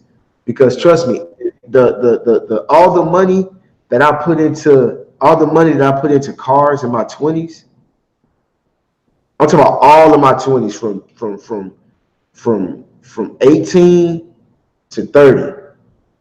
I was dumping money in cars, paint jobs every other year. You know what I'm saying? Revs, it just you know, I was into that lifestyle, the cars and everything. So if I would have took that money and invested in something, ain't a doubt in my mind I wouldn't have an extra 100,000 in an IRA. Gotcha. You know, or in a stock or something. I could have used that money and bought a rental property, something. You know what I'm saying? And I could be enjoying myself now. You see what I'm saying? But I'm still young. You know, I'm still young. But it's just kind of like it's that shoulda, woulda, coulda. You know, we're not gonna worry about that. But Right. we're not gonna worry about that. But you know, it's just to give you an explanation. Like I be telling sporties, look, man, that stuff is cool, it's fun, but man, don't invest too much into that, because that ain't nothing. You know what I'm saying? Every year something new come out. You buy a 2019 Corvette Stingray, in 2020 they come out with another. Exactly. 2000 they come out with another. They come out another. What you gonna do? Keep leveling up on that? Like, come on, man. Level it up. Okay. Nah, yeah, you're right, man. That's why I mean, I'd have jumped over. I'd have jumped over the roof. Then I realized, man, I'm gonna do the same thing y'all doing. And plus, I understand now at this age, man, you got to get the assets, and the assets get the toys, man. Exactly. I was just saying that. You can't just be buying liabilities like a 20-year-old. Yep. That's exactly what I did, man. Liabilities, man. Yo, Yeah, let me like we were saying, like just what we was talking about before you brought it up. That's pretty much what the podcast is going to be about, man. The mindset, I mean, our mindsets, man. And I mean, it's about detailing, of course, but it's about, I mean, segueing into money-making ideas, man. I mean, Right. or things we've all gone through or experiences. I mean, and getting something started so we can have something for the new wave. We're gonna see how it's going first with that. We're gonna let the new wave get it first, get a few episodes. I mean, we're gonna get into this podcast thing, and with me and this man together, just be prepared. There's gonna be some dope thumbnails, some music in the background, some hot topics. I mean, man, you see what we do with our videos, man. It's deeper than detailing, man. It's deeper Right. than detailing, and what we do all day, man. That's what we do all day. But man, the topics we talk about, man. I mean, the shit we talking about got us where we at, man. I'm just saying. I mean, we not discussing detailing all the time, man, at all. And I mean, we just jump from topic to topic, but I mean, honestly, we feel like the people should hear what we talking about. Not to be all corny, but we really, I mean, why not? Let the people hear what we talking about. Ain't gonna be nothing long. We're gonna do some short episodes first, but it's just, man, me and this man, we talk and have so many great ideas. It's like, man, this needs to be put on. If not for everyone else, for us, man, we need to put this on record. It needs to be put on record, man. Yeah, man. I just can't wait to see how it's gonna turn out because, like you said, Brainstorming, like, man. yeah, We just with us together, man. Like brainstorming, man. the great thing, man. We probably get somewhere. We probably never get nothing done. With all the, we probably never get nothing done with all the ideas and we're trying to put something together because like I'm a perfectionist, but Sporties is a super perfectionist. Like And the good thing is, we're at a point in our life, like we can really achieve the stuff we talking about, man. We're not talking about no unrealistic things, man. That's the best part about it. I'm glad I'm this old, man. I'm 38. I mean, like, I'm still here. I mean, learning from my mistakes, talking to people who made mistakes already, so I don't even got to go up that path. Like, I mean, certain people are in a certain position because, I mean, they made right decisions, or they at where they at in life, married, doing good, because they made some good decisions. I mean, and when you can see that, I mean, you don't have to second guess it. I mean, you can listen to it. You can take it in and be like, all right, yeah. I mean, I'm gonna take your advice. I mean, like a lot of things we saying and talking about, ain't nobody running around telling people to jump off bridges and shit, man. We're giving out people info, videos. I mean, obviously people still ain't happy, but yeah, you can't say we ain't doing nothing. Know that right. much. Right, man. Let me give a shout out to a few people. We got Colin Brown. I see you. Colin Brown. I see you, big dog. People's Choice Mobile Detailing. Kevin Welch. Mike Alador. I see you, big dog. Hadn't seen you in a while, man, on here. Jay Yeah, Jack, what's going on? yeah. What's up, Weather everybody, man? I ain't looking at the chat, man, but what's up? Strong Freak, man. I want to give a shout out to Strong Freak, man. Strong Freak putting in some work, man. Y'all go check out his channel. He's putting in some work, man. Yo, Y'all go he out in like Nebraska or something, right? I don't know. Wherever it is, I know it's cold. Idaho, yeah, he doing his thing, man. I'll be seeing him. I mean, Yeah, bringing stuff back and forth to the car in the winter. yeah, one thing, man, we be watching, man. And some of you guys, man, we talk about you may not we may not comment on your stuff. Uh, but we hit the like and stuff like that. We may not comment on everything, but trust and believe, we watch it. When we see, like we was talking about Deaelin, we was talking about him. And I said, yeah, man, I got to hit him up and get him on here, man, because like every time I turn around and look at it, man, every time I turn around and turn, as soon as I hit Facebook, he's on there. Bam. He's gonna be one of the first 4 or 5 people I see. You know what I'm saying? In a new wave and on Facebook. So he's. I mean, that's just stuff I like to see, man, because like, you're gonna have some people that's gonna say that our way doesn't work, man. But man, every time I throw somebody on here, like I don't know all these people, I'm throwing them on here. They saying the same thing. What's going on? What's going on, T Money? I see you, big dog. TND Auto Detailing. I see you. Antoine Washington. What's going on, man? I see you. But yo, you guys got any questions for 601 Auto Detailing? Yeah, I was saying, man, Deaelin, yo, you got like a 5-year plan, yo?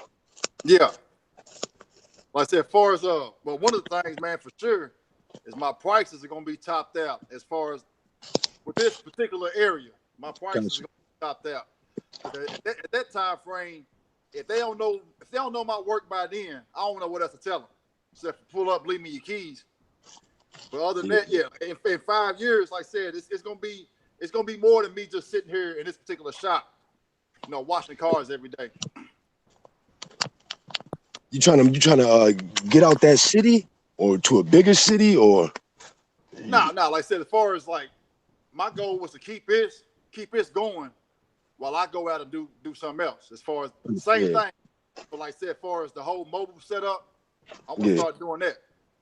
Yeah, because I mean, we understand, but like I understand some people they don't want to do the mobile thing sometimes, but when you can accommodate a customer, yo, yo, people sign up. When people can sit at home on their ass and you come through, people sign up for that, bruh. It is what it is. Yeah. Now, I mean, some people work so damn much, like me, but just at a real job, man, when you can go to their job, that's what they want, man. Some people, I mean, they want to get their car clean, but man, they don't want to give you their car, man. They don't want to give you their car for 1 day, 8 hours. Like you can beg them, man. We in the instant gratification era, man. I mean, people want instant results, and can you give it to me without me having to come to you? Yeah. I mean, people. Oh man, you get all the lazy people, man. Shit.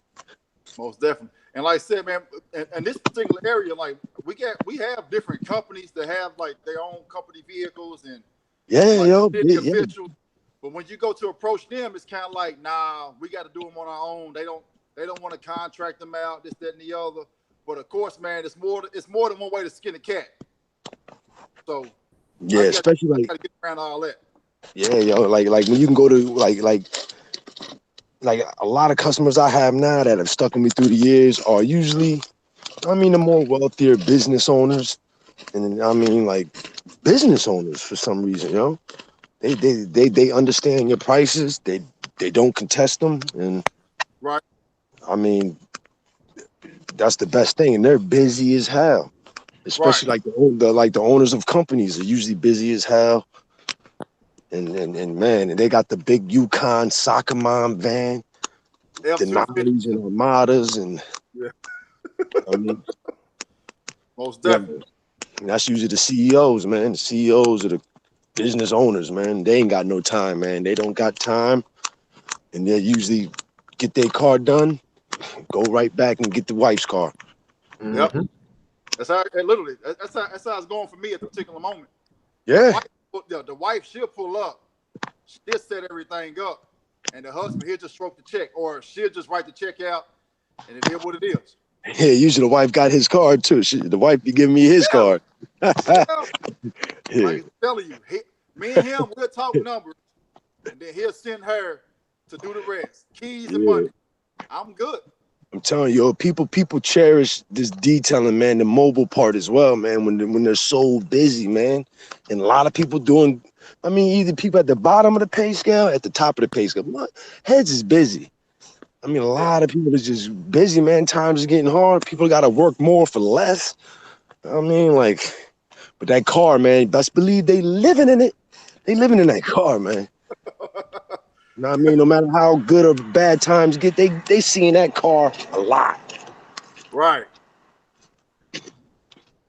That's the best part of this, man. This ain't going out of style. This shit ain't going nowhere. I mean, and then the crazy thing is, this not even people's first choice, man. Yeah, first choice. We have first choice of a career move. I mean, like my boy, he about to be teaching at the new school, and it's a trade school. And I'm thinking like, yo, I'm not crazy when I say this, man. I need to think about detailing as a trade. I bet you I can write a proposal or some type of, man, some type of business, anything to convince a school my car detailing program would be better than your shop program, your barber program, all that shit, yo. I know I could convince a school that my program would be better, more efficient, would teach them more skills than anything, business skills, customers. You know what I mean? Like, man, we talking in the hood. Some of these kids ain't never gonna, I mean, it's just what it is, man. You raised in a rough area like Camden or something, you're not gonna see you're never gonna have interaction with white people. I'm just being honest. Unless you go to college, and ain't nobody going to college. Yeah. And even if you do become a mechanic, you might be a mechanic under somebody or in the hood. But with this detailing, man, you could just do a Groupon campaign. You in the suburbs. Just like that. Now you introducing yourself. You got to present yourself a certain way. You see how things are.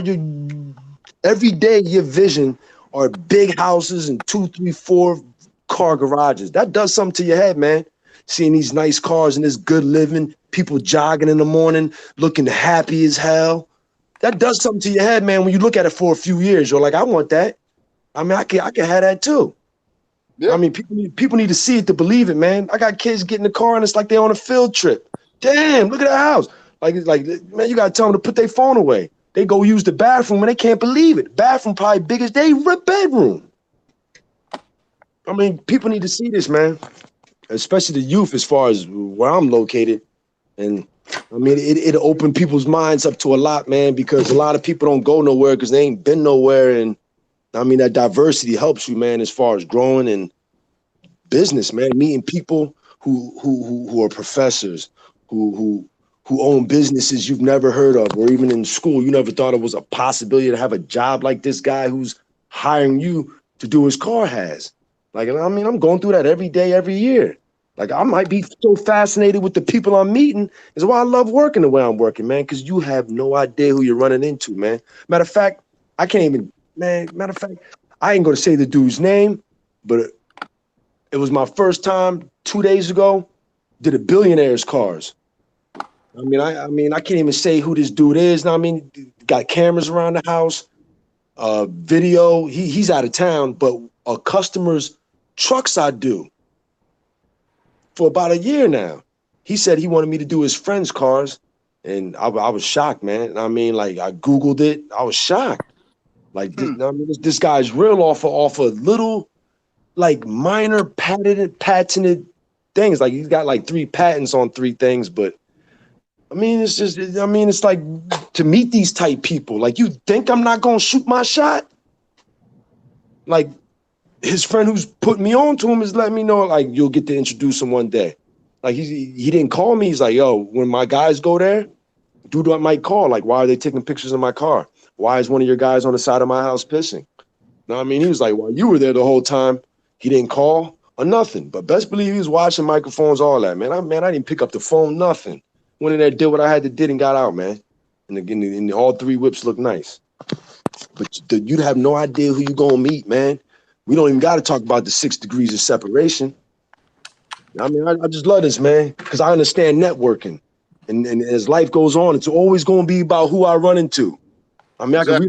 I read all the damn books I can read and listen to all the audibles I can listen to. Cool. That's helpful as well. But as far as the networking I've never had, that I now have, I love it, man. Because I don't understand that's how things get done, man. And this mobile detailing or detailing period has put me onto that lifestyle. I don't know too many trades that could have done that. Mechanics and barbers, and I don't know. I could really shoot this proposal and this will work, man. I mean, that might be something I do. I know it could be something I do. But then again, I mean, that's the bad part about it. Being a felon, can't teach in the high schools, but I can be a professor at a county college.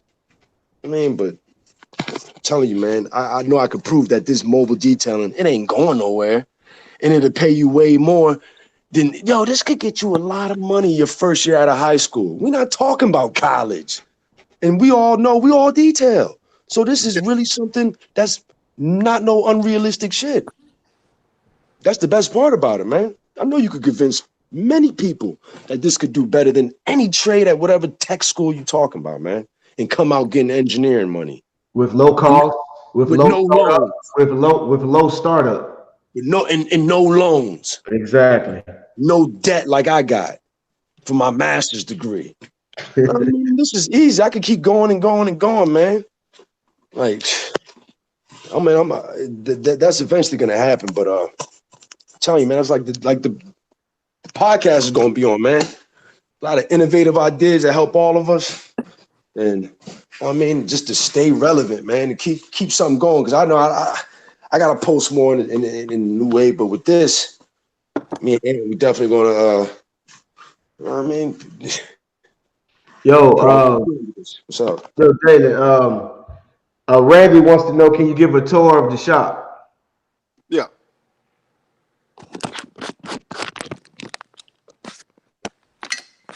That's a good idea. What you think? It's a good idea. Can you see? Yeah, we can see it.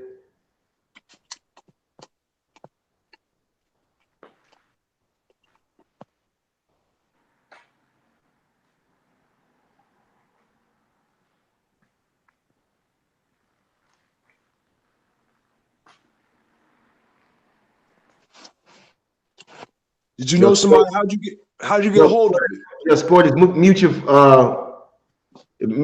your shit right quick so he can yeah. You good? Yeah, show it again because I think when we make a noise, it's taking it off the screen. That's why I collect all the little chemicals from right there. That's my pressure washer. Just still. Yeah.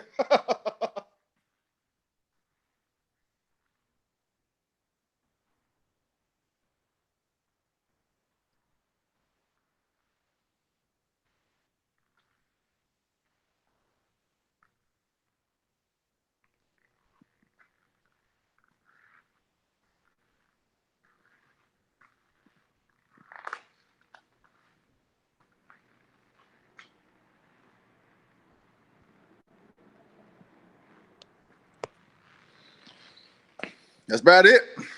You got a lot of chemicals, man. Yo. Yeah, he got a lot of chemicals in there, man. You said 2 people at the shop, man? Yeah, me and one of my little partners. But some of those chemicals are in the same in like 2 different bottles. Okay. That way, like I said, I got one, he got one. We kind of go from there. Okay. Yeah, you got 2. You keep them 2 bays rolling. No, just one bay. I only open up at one door. Okay. Word? You hear me? Why not? Ain't enough room for all that. It get too hot. Okay. Like I said, we just said one bay. I mean, like I said, us working with that one bay, it gives us more room to like move around. So like I said, like now when I first started, I did have both bays going, whatever. You open up all the doors on it, like right there in the middle. You ain't got room to bring the vacuum, the pressure washer hose. You ain't got no room for all that.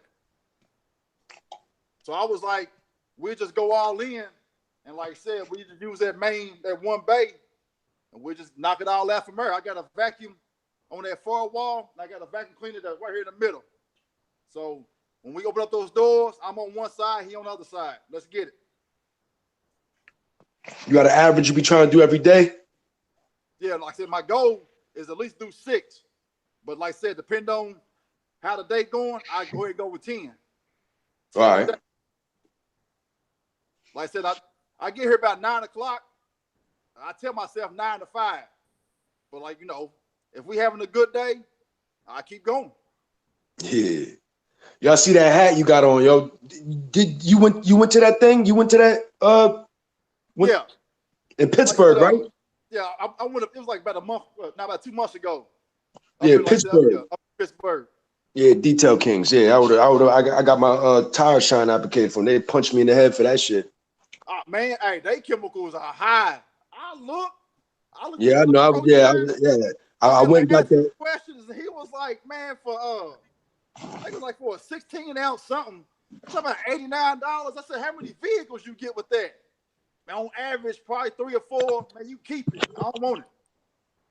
Yo, man, I got a tire shine applicator from there. Man, the next week, what is it? Patrick Tuggles, man. He showed me another tire shine applicator that was $100 cheaper. I guess I paid $100 for the damn Detail King sticker. Same damn applicator. I'm like, damn. Yeah. That's it, man. Like, hey, on all my stuff, I research everything. If I can't dilute it, I don't want it. Well, yeah, believe that. Well, if I can't 10 to 1 it. Yeah.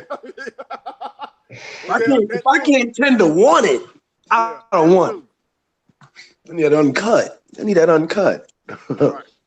Yo, Randy, I'm digging that shop, man. Appreciate it. Yeah, you got a lounge area? Yeah. I got like a little office and that little door back there.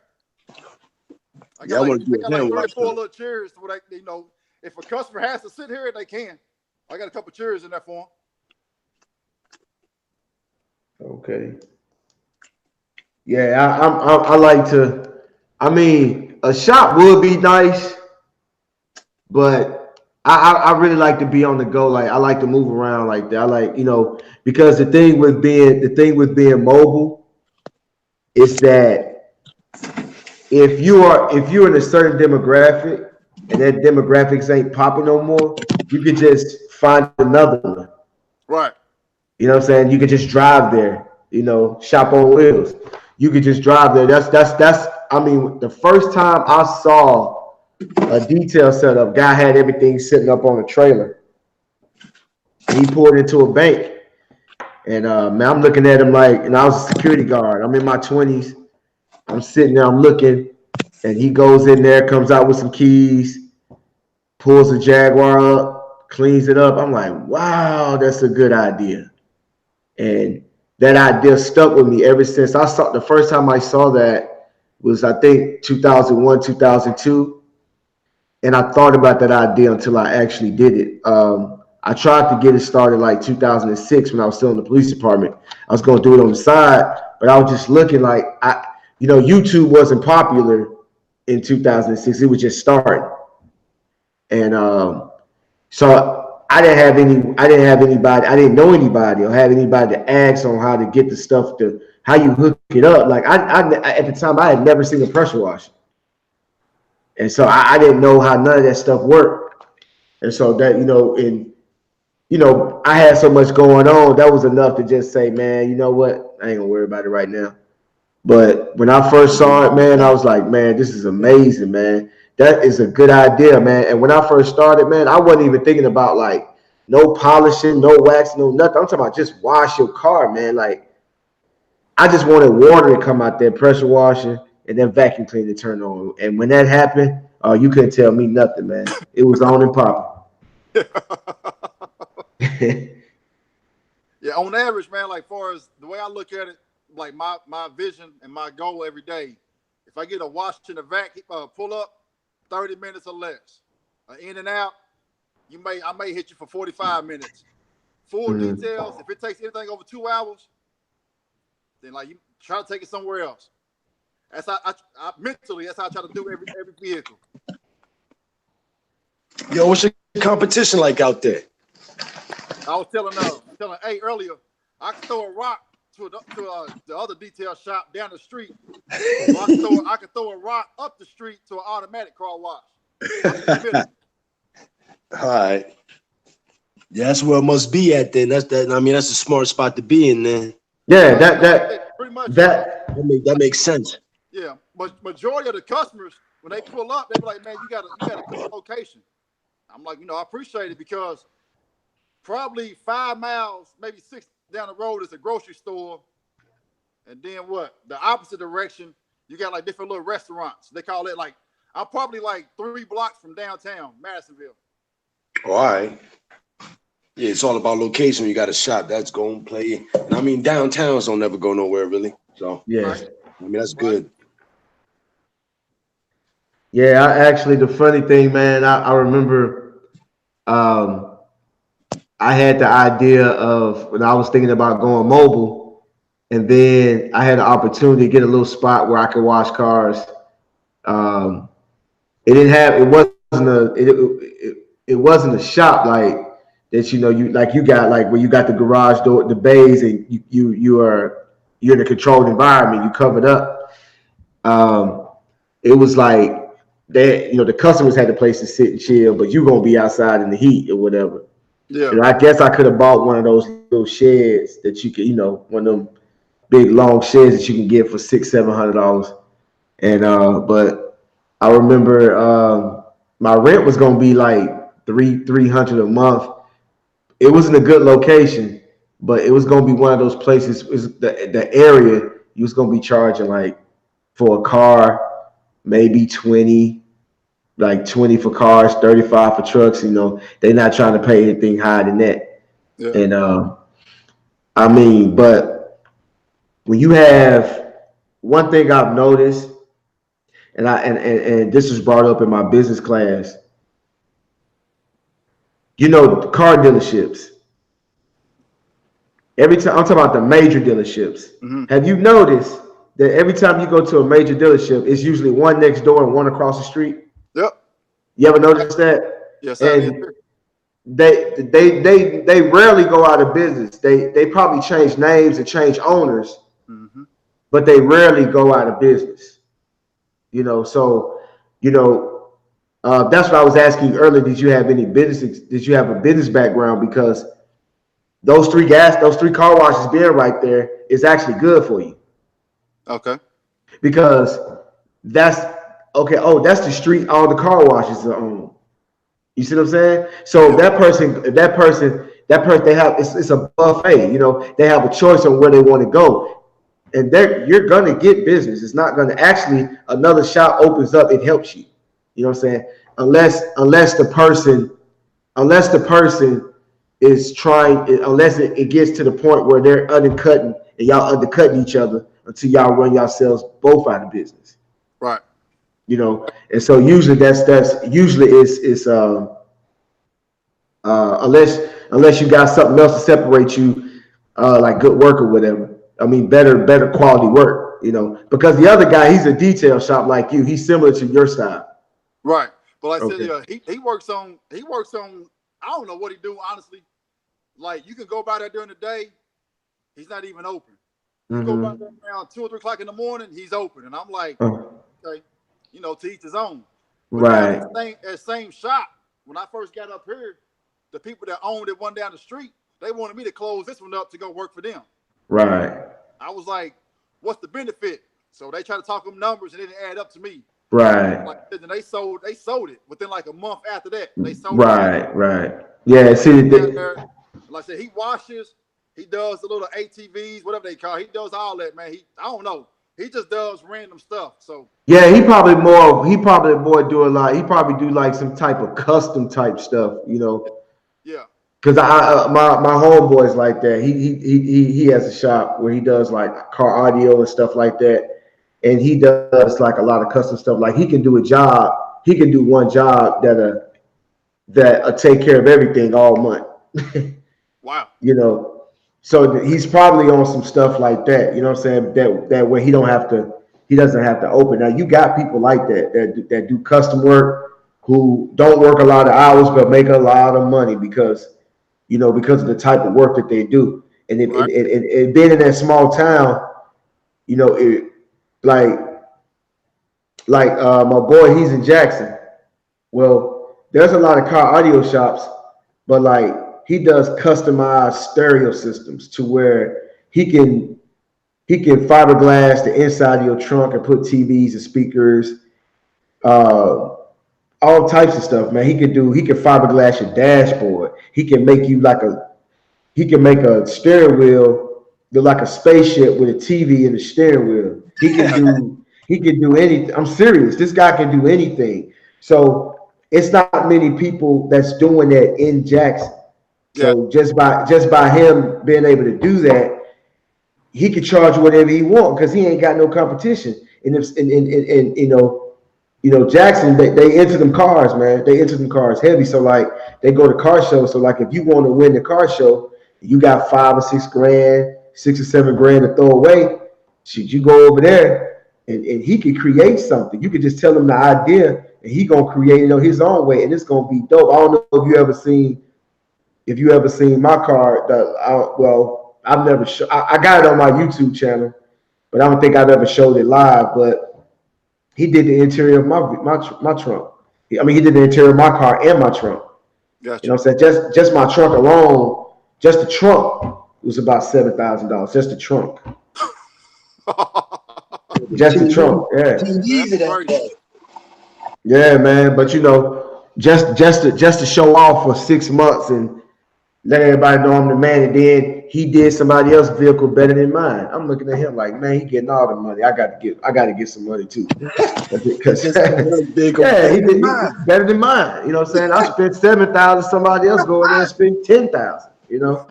So I got tired of trying to keep up with that, man. Right. Oh, I see you, Weatherspoon. He said, mobile brings so much more homes, walkways, driveways, roofs, no limits. Yeah, I forgot about that. It does. Because when you're mobile, it opens you up to other things like the pressure washer homes, because you got the pressure washer driveways and stuff like that. Yeah, I forgot about that. And that's what I love. That's what I love about being mobile. But when everybody thinks of a detail shop in the beginning, they want to do the shop. But the reason why a lot of people don't do the shop is because they can't afford that rent. Right. They can't afford that rent, and not everybody is in the South where cost of living and rent is going to be a little bit cheaper. You know what I'm saying? And not everybody has that. So mobile is always mobile, like Sporty said. That's not their first choice. That's usually not their first choice to go mobile. It's usually something else. You know what I'm saying? Because me, in my mind, I wanted to shop. You know what I'm saying? I wanted to shop. People coming up, you the man. You got the nice lounge. You got the stuff like that. But that stuff costs, man. And you got to pay that stuff whether you making money or not. Now, like I said, as far as me and my brother, we'll link up. If, like I said, we did a house before. As far as we pressure washed the house, we just loaded them up in his little truck at that time. He had a pressure washer. I took my pressure washer, and we did a house. Now he cuts grass too. Right. And right. He got a truck now. So yeah, we got business cars just throughout this whole city. Whether the car cleaned up, your yard cut, or cater your a little barbecue, what are you gonna call it? Yeah, we can do all of the above. Then at mobile, I'm gonna pull up and knock it out. Right. So I get there eventually. Yeah. Well, usually, I think you in a good spot, man, because most people want to shop. Most people want to shop. Most people want to shop. I think everybody went mobile because it's low cost, man. Right. It's real. It's very, very low cost, man. Yo, Sporty. Mike asked you a question. Oh, what did he say? My bad. Cause I got you. He said, how do you feel about a guy that spends $8,000 on a mobile car wash setup and he doesn't know anything about the business? I feel like he's privileged. That's all. I mean, I ain't gonna say nothing ignorant. I'm just saying. I mean, some people are privileged enough to be in a position where the uncle or whoever can give them that money, and I mean that's what a lot of people do. Even when they start a club, I don't even want to get on the dude that. Man, I already talked to A&A about the guy while I do the planes, the owner of the airport. I'm not even gonna get into that, man. I mean, some people are just gifted businesses, man. But all I got to say is, hey, you gonna make it past that 3-4 year mark? I mean, when things are given to you, how much or how bad do you really want to keep them when it's given to you? I mean, a lot of things, I ain't had shit given to me, but if it costs $5 and I earned it, I mean, I probably cherish that thing, man. Especially if, a detail brush or whatever. I know the cost of every vacuum attachment. If I lose it or you leave it at an appointment, that $12 skinny nozzle attachment, man. I know everything means a lot to me, man, because I done paid for all of that shit in the van. Yo, everybody hit that like button. Go ahead and slap that like button for me. I appreciate you. Yeah, I got to do that. I'm about to open up my laptop, but yeah, man, I feel like someone like that is just privileged. I mean, it's just, I don't know, man. It's different when you ain't work for nothing, man. I don't know. It just puts a different feeling on you. Like I'm on something I can't lose. This has to go right. I'm gonna make it go right. I'm gonna make it go right. But if you give it to you, it's like, I don't feel like doing this. It wasn't I don't feel like doing this. I'm tired of getting fired. I got a felony. This got to work. It's got to work. It's going to work. You know what I mean? Like, it ain't I'm going to try something else out. Give me another 10K. Yo, man. I thought about you in the beginning of the beginning of the podcast. Deaelin said, "Yeah, man, I was working for this guy, man. I got fired, man." He said, "I got fired." I said, hey man, how'd you feel?" He said, "Man, I want to fight." Yo, man, Hey, yo, man. Because I just, man, that's how you feel, man. Because I'm tired. I just realized, man, maybe some people will keep on fronting and faking, but I know how it feels, man. When I know I'm never gonna move up in this job, and nobody in here better than me. Right. But I'm never gonna move up, and I have to force myself to accept that. I can't do that shit. I do something dumb and I get fired. I mean, because it's just I realize this person's telling me what to do, not because of what he knows. It's because of who he knows, who she knows. There's no reason why they telling me what to do. It ain't got nothing to do with all my degrees. I mean, you can keep them degrees and still keep them degrees. Man. They make them all that hard work you put in to get them degrees, man, and they gonna make you feel like it ain't nothing. They gonna make you feel like it ain't nothing, man. They gonna prove it to me too. They gonna prove it to you, yeah. They're gonna show me. Yeah. Like, oh yeah. Oh, you got a felony now? Oh yeah. Oh, you got dreads? Oh, get the fuck out of here. Like, that's what's gonna happen. Yeah. I mean, you got dreads? Come on, I know how I look. I mean, I'm no dummy. I mean, like I told people, man, the Supreme Court already said you got dreads, you can be discriminated against during the hiring process. People ain't talking about that still. That was 3-4 years ago. Yeah. I remember you put me on to that. I didn't believe it when you said it. When I listened to it, it's just like, wow. People ain't talking about this. I got that. I keep all my posts on my Facebook hidden. I don't know. I've been doing it for years, but that was one of the main posts, man. Chick took it all the way to Supreme Court. Supreme Court said, during the hiring process, you got dreads. You're kind of scary. Yes, you can be discriminated against in the hiring process with dreads. Man, people need to tell their kids that, because you're going to be getting that degree, rocking dreads, wondering why. Yeah. Ain't nobody hiring your ass. You know what I mean? It's just, you know what I mean? I'm tired of it, man. I know when I'm showing up, I'm showing up with strikes. But it's just like, all right, I get the point, man. I'm going to stop having these unrealistic, fantastical expectations of just fill out 100 applications to get that one. Nah, I'm done. I'm going to get fired if I do get it anyways. Yeah, so that's why I laughed when you said that. When you said that at the beginning of the interview, I laughed because I immediately thought about Sporties, man. Because the thing is that I've realized that when you're an alpha male, especially people that are not alpha, women and men, they see that in you. Mm-hmm. And immediately, if they see that in you, their goal is to get you out of there. Right. Because, and you can be an alpha male and not even know you're an alpha male. You know, I remember as a child just growing up, somebody would just always like have it out for me. People that I never said nothing to, I never done anything to. As I got older, I started to realize is that men don't like to be if they the top if they supposed to be the top dog of that of wherever you are, and you outshining them and you outdoing them, and people are responding to you more. They're not gonna like that because now it's you're you know that's how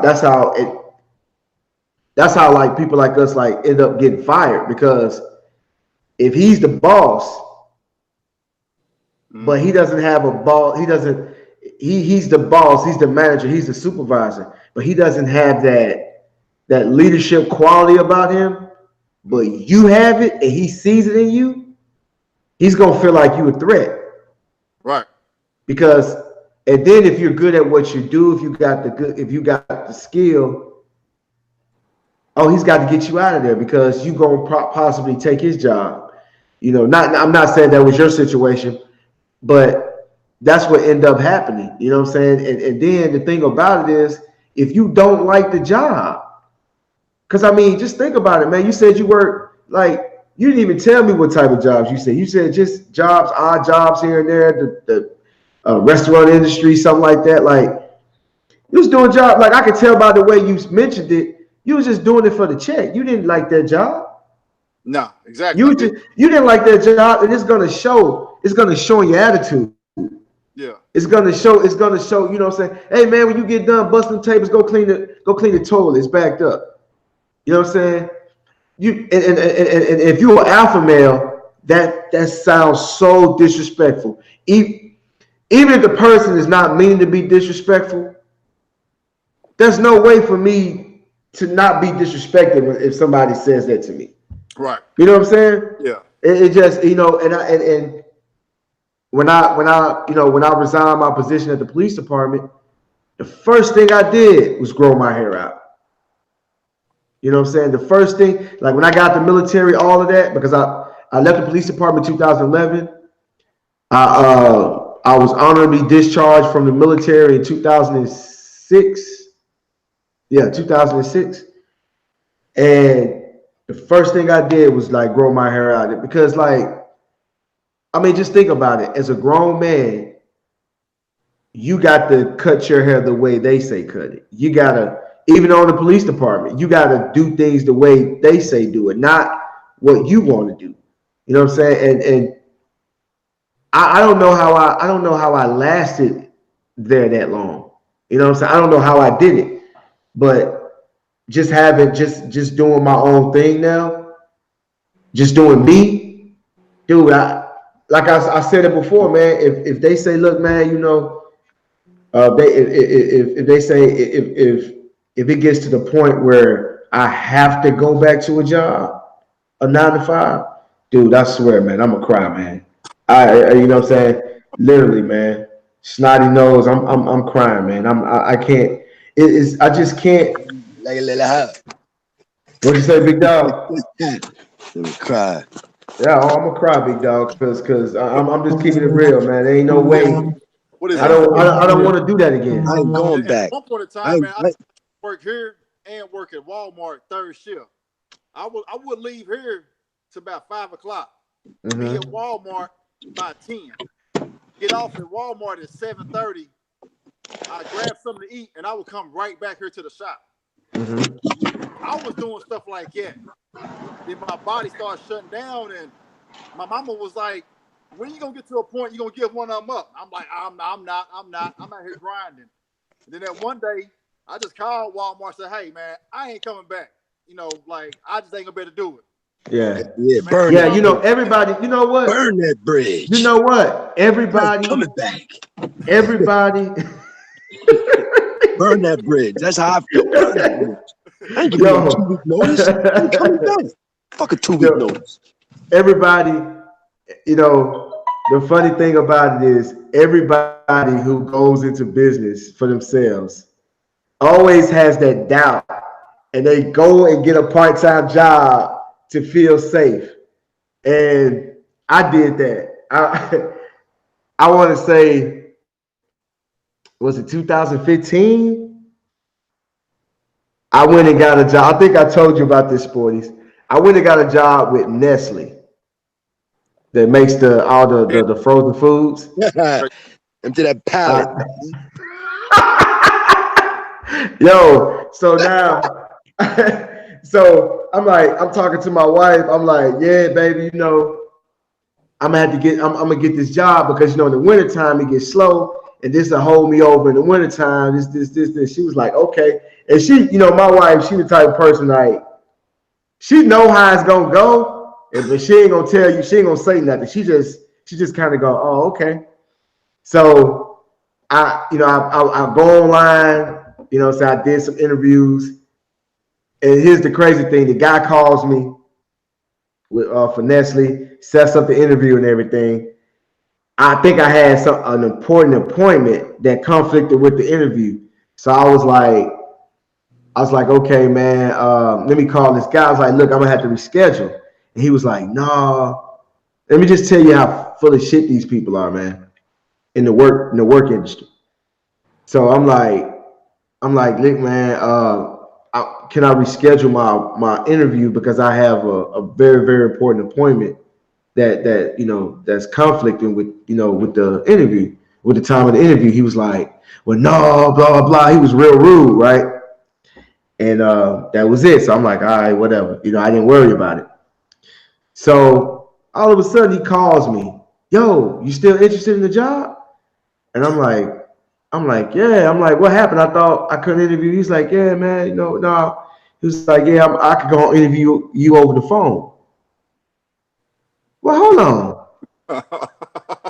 A week ago, you didn't give me this option when I said that I had an important appointment. Now you give me this option, but I'm like, I need the job. So I didn't say that. I'm like, all right, cool.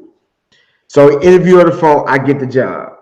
I'm not realizing what the job is about because you know how they make these titles, how they get these nice little titles. Maintenance tech. Yeah. Environmental servicer. Like, I don't know. Janitor. So I'm like, exactly. So I'm like, all right.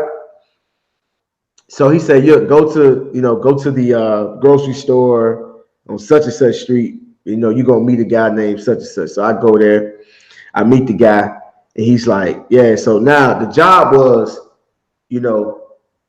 this guy drives the Nestle truck, the big old refrigerated box truck. He comes there, he gets all the stuff off there, and they, each grocery store has an aisle that's for them, that's for Nestle. So you have to stock that aisle. The grocery store doesn't stock that aisle. You stock the company that's got their stuff there stocks it themselves. So they got things from pizza, ice cream, and stuff like that. So the first day they took me to an easy store. We stocked the stuff, 15 minutes in and out. That was it. I'm like, oh, okay, it's cool. I can do this. So, so then they was like, yeah, tomorrow you gonna go to this store. Same company, different location. So I go to the other store. So I'm walking through there, and I was like, yo, I'm asking him, where's the stock room? Where's the stuff at, whatever. And he said, yeah. He said, man, I'm glad you're here, man. Y'all ain't been here in months. And I'm like, what? I'm like, they ain't been here in months. I'm like, okay. So I walk to the back. Dude, they got like maybe 4 pallets all joined together. And the stuff was tall. I guarantee you, if you sat on my shoulders, it would still be taller than both of us. Wow. With stuff stacked up high in the freezer, stacked up. So I'm looking at this stuff. I'm like, all right. So I started working on it. They was like, yeah, you got to do that, all of that today. And so I'm putting the stuff out there. And something just clicked in my head. I'm like, what the hell am I doing here? Right. What the hell am I doing here? Listen, dude, I'm talking about, I didn't call nobody. I didn't say nothing.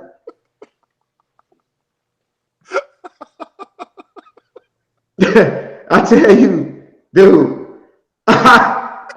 peace. I mean, I was out there, man.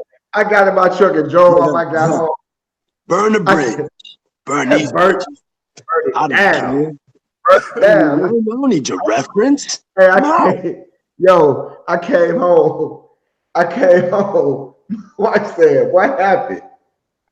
She said, "Yeah." She said, "Yeah." She said, "Look, by the look on your face, you just look like you walked off the job." I said, "Dude, because listen, they wasn't paying nothing. They wasn't really paying nothing. I was doing it just to feel safe. Right. You know what I'm saying? And I,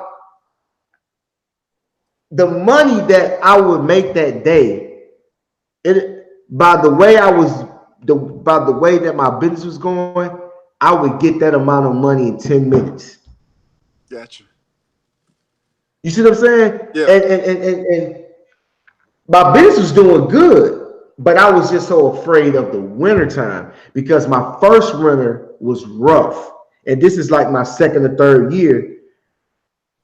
And I was always afraid of the winter time. So I was like, let me get me something just to I know I had something coming in when it gets slow.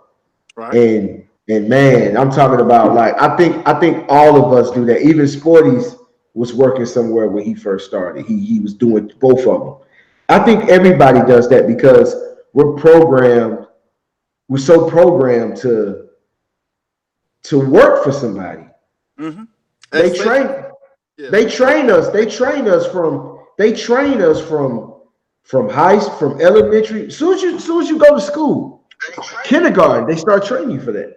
Mm-hmm. Hell yeah, I got caught sleeping in the bathroom. I mean, full time over detail. You know, all because I try to get that extra dollar overnight. You know, we love some overnight extra dollar. Right. And see, that's another thing too. That, like I said, for us, it kind of triggered because the more and more I looked at it, when I had those factory jobs, I had to work when they told me to work. If I had a bill that was due, I needed overtime. I couldn't just work overtime. I had to go home when they said go home.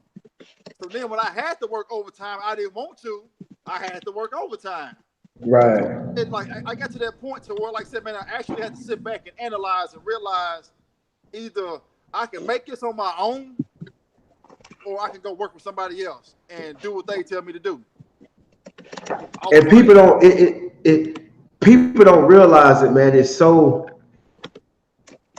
we are so afraid of the unknown. Right. If you've never done it before, that's some scary, scary shit, man. If you've never done it before. Right. Like just think about it, man. Everybody's afraid of dying. But everybody dies. Exactly. It's got to be dope after you die because everybody goes through it. It's got to be. It's got to be. You know what I'm saying? But we don't know nothing about it because can't nobody come back from the dead and tell us what it's like. So we're afraid. And listen, man, like the first time I got a call and somebody said, yo, come out. Can you come out and give me an estimate? I need some pine straw and I need my lawn cut. That was the first call I ever got from handing out my business cards. First business call ever. And I made like maybe $120. And it was like, wow. Man, Sporties talk about this all the time. Like, wow. Okay, I did it one time. Let me do it again. And then you do it again. And then you do it again. And then now you're getting more customers. And time is on your side. Mm-hmm. Time ain't against you. Time is on your side because with time, it gets better. It starts to grow. All that work that you're putting in is compounding. All that good work you're putting in, all those Instagram pics, all those videos, that stuff starts to compound. You might only get a few views here and there, but over time, it just keeps growing and keep growing and keep growing. Plus, you're getting better at it because you keep doing it. You're getting better. Now you're getting better at business. You're getting better with dealing with customers. You're getting better with dealing with employees. You're becoming better. And it just time is on your side. It just keeps compounding. And before you know it, I remember I just wanted to make $1 a day. Like I said last week, I just want to make $100 a day. Mm-hmm. Dude, if I make $100 in a day now, that's it. That's a bad day for me. Gotcha. That's a very bad day for me. If I just make $100 and that's it, it's a very bad day for me now. And I just remember 7 years ago, that's all I wanted to make.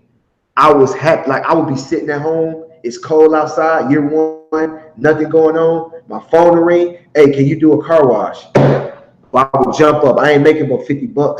I would jump up and go make that $50. I remember I'll be talking to my wife. She said, "What you doing?" "I'm finna go do a car." And she would be happy for me. She'd be like, "Man, thank God it's none but $50."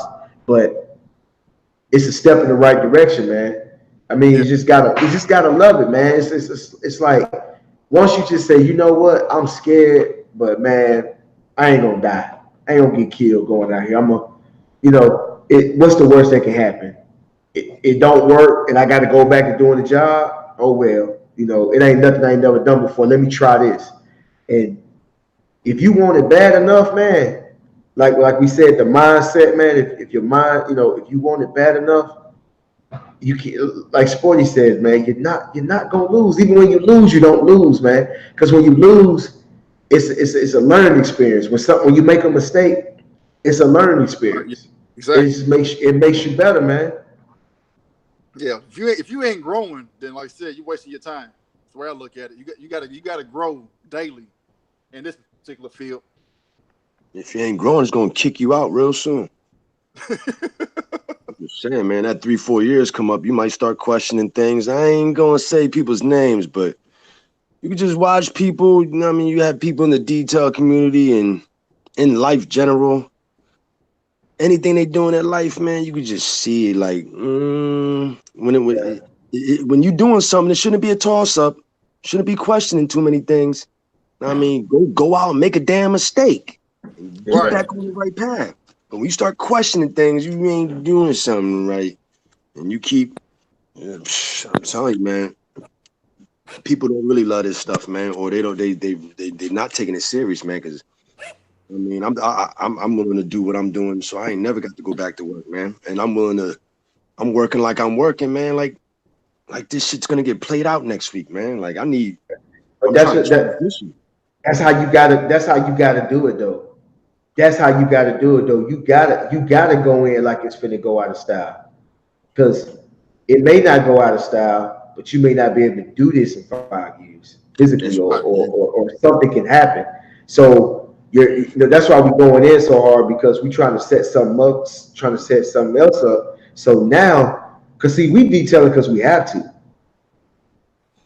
Let's just keep it real. We detailing because we have to. But when we get to the point where we don't have to detail and we doing it just because we like to do it, and you making money that way, come on, man. I that's my next level. I want to detail when I don't have to, and still making the same money I got now. Plus, I got something else going that if I want to stop detailing, I can. Like how Eric Jones is doing. You know what I'm saying? But he's doing it with a job. He has a full-time job, but he's in a whole nother generation than us. You know what I'm saying? Hey, Sport, is he considered? I don't think he's considered baby boomer, in it. No, he's a little younger than baby boomer. He's right after baby boomer. 49, right? 49. Yeah, he's 50. He's 50 plus. Oh well, yeah, baby boomers. Yeah, he might. No, I don't know. Now he would fall under because I know right now, like Generation X or something like that. Nah, like there's I forgot what it is, but the baby boomers are taken care of right now. Like 38 to 49 is like the baby boomers are holding. That's the age of the kids of the baby boomers. Okay. Like 38, like 38. He's behind. Yeah. So his dad would be a baby boomer. But is what you're saying. So he was in a shit. I mean, his dad. He was in a good time. Yeah. I mean, it rubbed off on him too. Shit. Right. Yeah. So that's what I'm saying. Like, you know, he came up a little bit before us, like when you can actually get a real good retirement off a job, they're changing it. They're changing it. Like, you know how they talk about like Social Security and all that. Like, we may not get Social Security, Social Security may not be around when we get to Social Security age and stuff like that. And Eric Jones is able to work a good job and do detailing part time and set himself up to where he doesn't have to do it anymore. Like, he doesn't have to do it anymore. He's doing it now simply just because he's something to do. He's on his way out the door. You know what I'm saying? So that's that. You know, I want to be on that level. I mean, I want to get the same results, but I'm gonna be doing mine. And well, actually, he's doing it the same way. The only difference is he has a job. Gotcha. But all the moves that he's making is the same moves I want to make because he's into real estate. He has several properties. And things going on. So that's what I'm trying to do. And that's why we go in, because like when you go into the real estate game, you know, it's easy to get into, but you got to have that upfront money. Yeah. You got to have that upfront money. So like, you know, me, I'm not trying to rent no hellhole. I'm trying to get something decent. So I'm gonna have to come with the minimum. You know, I mean, I'm working with somebody, so I don't have to put anything down. But it looks like I'm gonna have to put something down because I already own a home. So it's like I'm gonna have to put something down. Like when I bought this house, I had to put like 10,000 down. This is back in 2009. So like, you know, but see, this was like 10%. I think it was 10% of the value of the house, or 1% or something like that. I can't remember.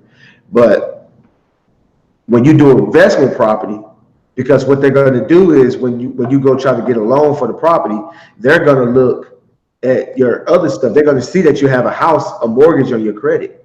So they're going to say, oh, what is this house for? You know what I'm saying? And 9 times out of 10, they know it's going to be for investment. So now you got to come with 20% down. Gotcha. Of the total value of the loan. And so that can be 10,000, 15,000, 20,000, easy. You see what I'm saying? And you know, you may have it, but who wants to tie up 20,000? Right. You know what I'm saying? So like that, you know, that's the type of stuff I'm trying to do. So like that's why we go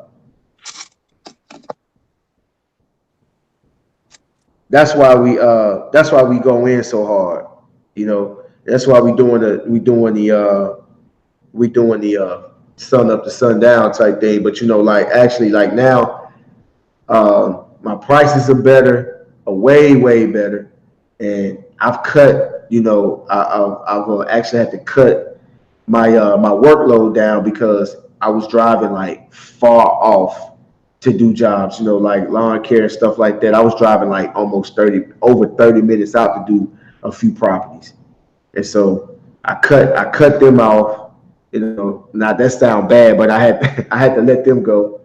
And yeah, I had to let them go. So, you know, just so I can, you know, just so it can save my company, because if I would have kept doing that, it's more wear and tear on my vehicle because I'm driving that distance, and then it's actually that 30 minutes driving there and that 30 minutes driving there, that's an hour.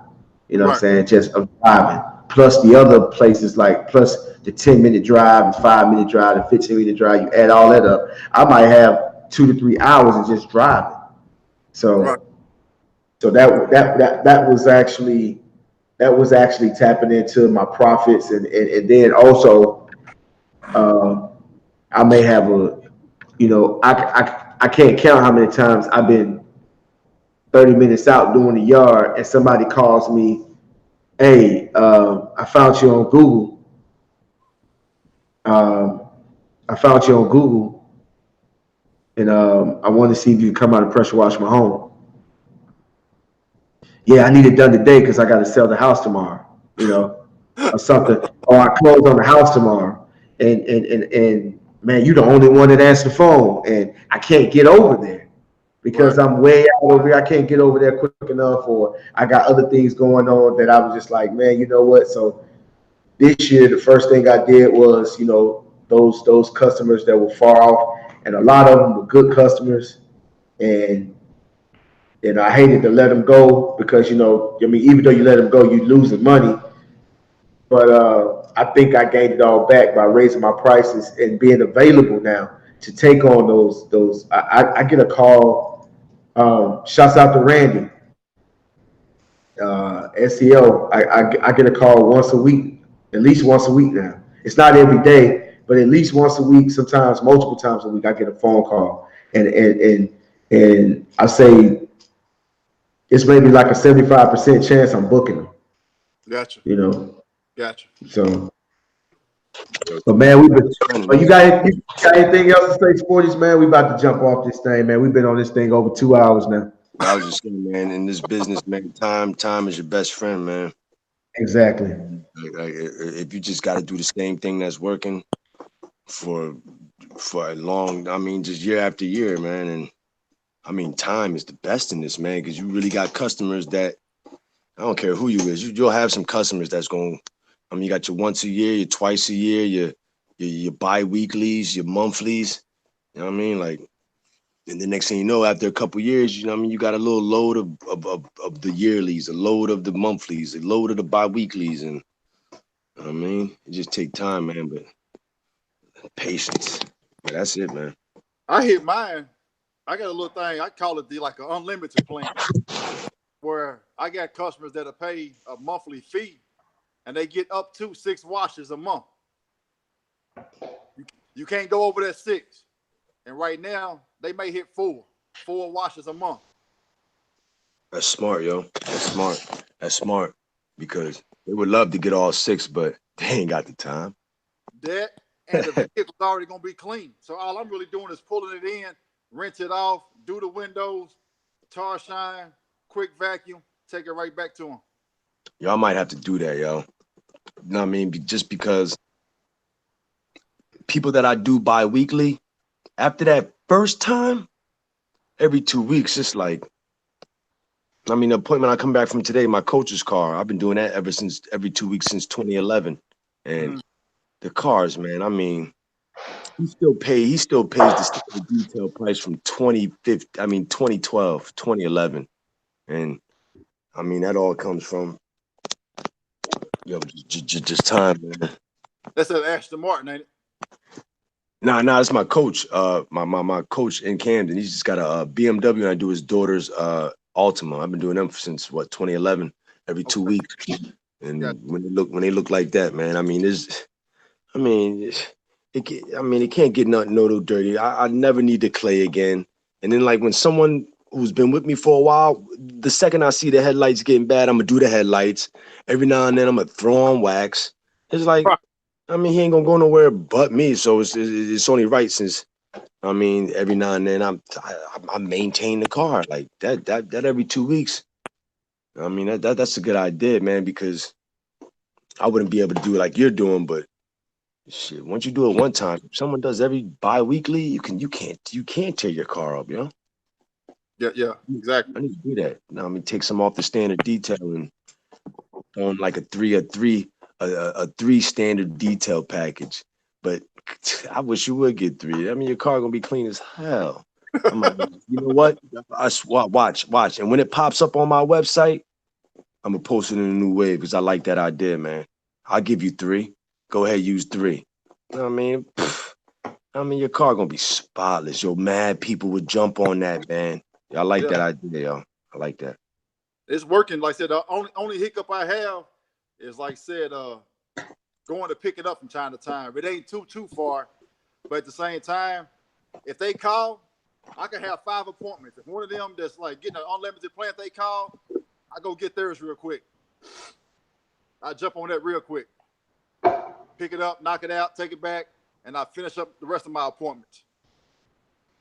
Okay, with the picking up the cars and stuff like that, what type of insurance? Do you have any liability insurance that covers you when you traveling in somebody's vehicle? Yeah, like I said, the insurance I have, it covers their vehicle, so-called, of course, my vehicle, or if anybody with me. So all that's covered. Okay. All right, man. We're gonna let you go, man. We stayed on here way too long, man. But we was having fun, man. it was nice having you on here, man. I'm glad that we actually learned something from you too, man. And Sporty's picked up an idea that he's possibly going to use. I hope you guys is in the chat. I hope y'all learned something from 601 Auto Detailing. Deaelin Stone. Deaelin. Yeah, I got it. Deaelin. I got to practice that. But sorry about that, man. You good? But yeah, man. But glad to have you on here, man. Like I said, man, I've been watching you since the first time you popped up in the new wave. I mean, not new wave. Since you popped up in my chat, man, I've watched you ever since, man. And I was just like, man, I need to reach out to this guy and hear his story because he's got to have a story the way he's going in. I just like I said, all of us are very, very similar, man, as far as our mentality and how we approach things. And he's got to have a story to have that type of determination and drive, man. Man, we gotta do this again, man. We gotta do this again, man. But I appreciate you for stopping by, man. I appreciate the invite. Right, man. Well, I'm gonna give a shout out to everybody, man. Let's see, we got Sporties in the building. Shout out to Sporties, Riders Detail, Strong Freak. We got Randy Cottergame, Jay Jack. What's going on, big dog? David Harris. We got Weatherspoon Pressure Washing, Mike Alador, Strong Freak, Kevin Welch. What else we got in the building? For somebody else I saw. We got Ricardo's Automobile Detailing. I see you. We got T Money, Antoine Washington.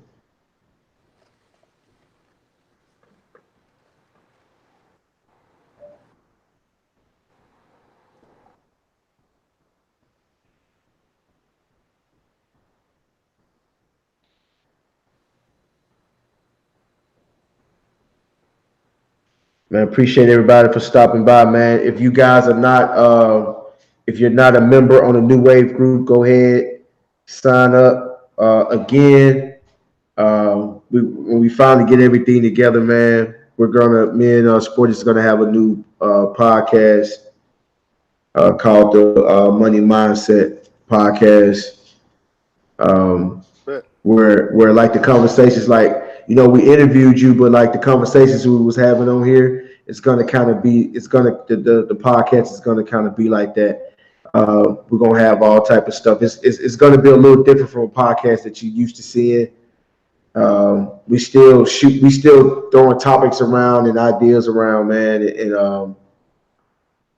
and I really hope you guys like it, man, because we're gonna put a lot into it. Sporty's been doing a lot of research on it. And I've been coming up with like ideas and topics and stuff, and he's been coming up with the research on the technical side, and I've been doing like coming up with the ideas and topics and kind of like how we're gonna present it. Yeah. Gotcha. But yeah, so we're gonna be doing all of that, man, and I really hope you guys like it. It's gonna be exclusive to the New Wave at first, so I hope it goes great. All right, I see you.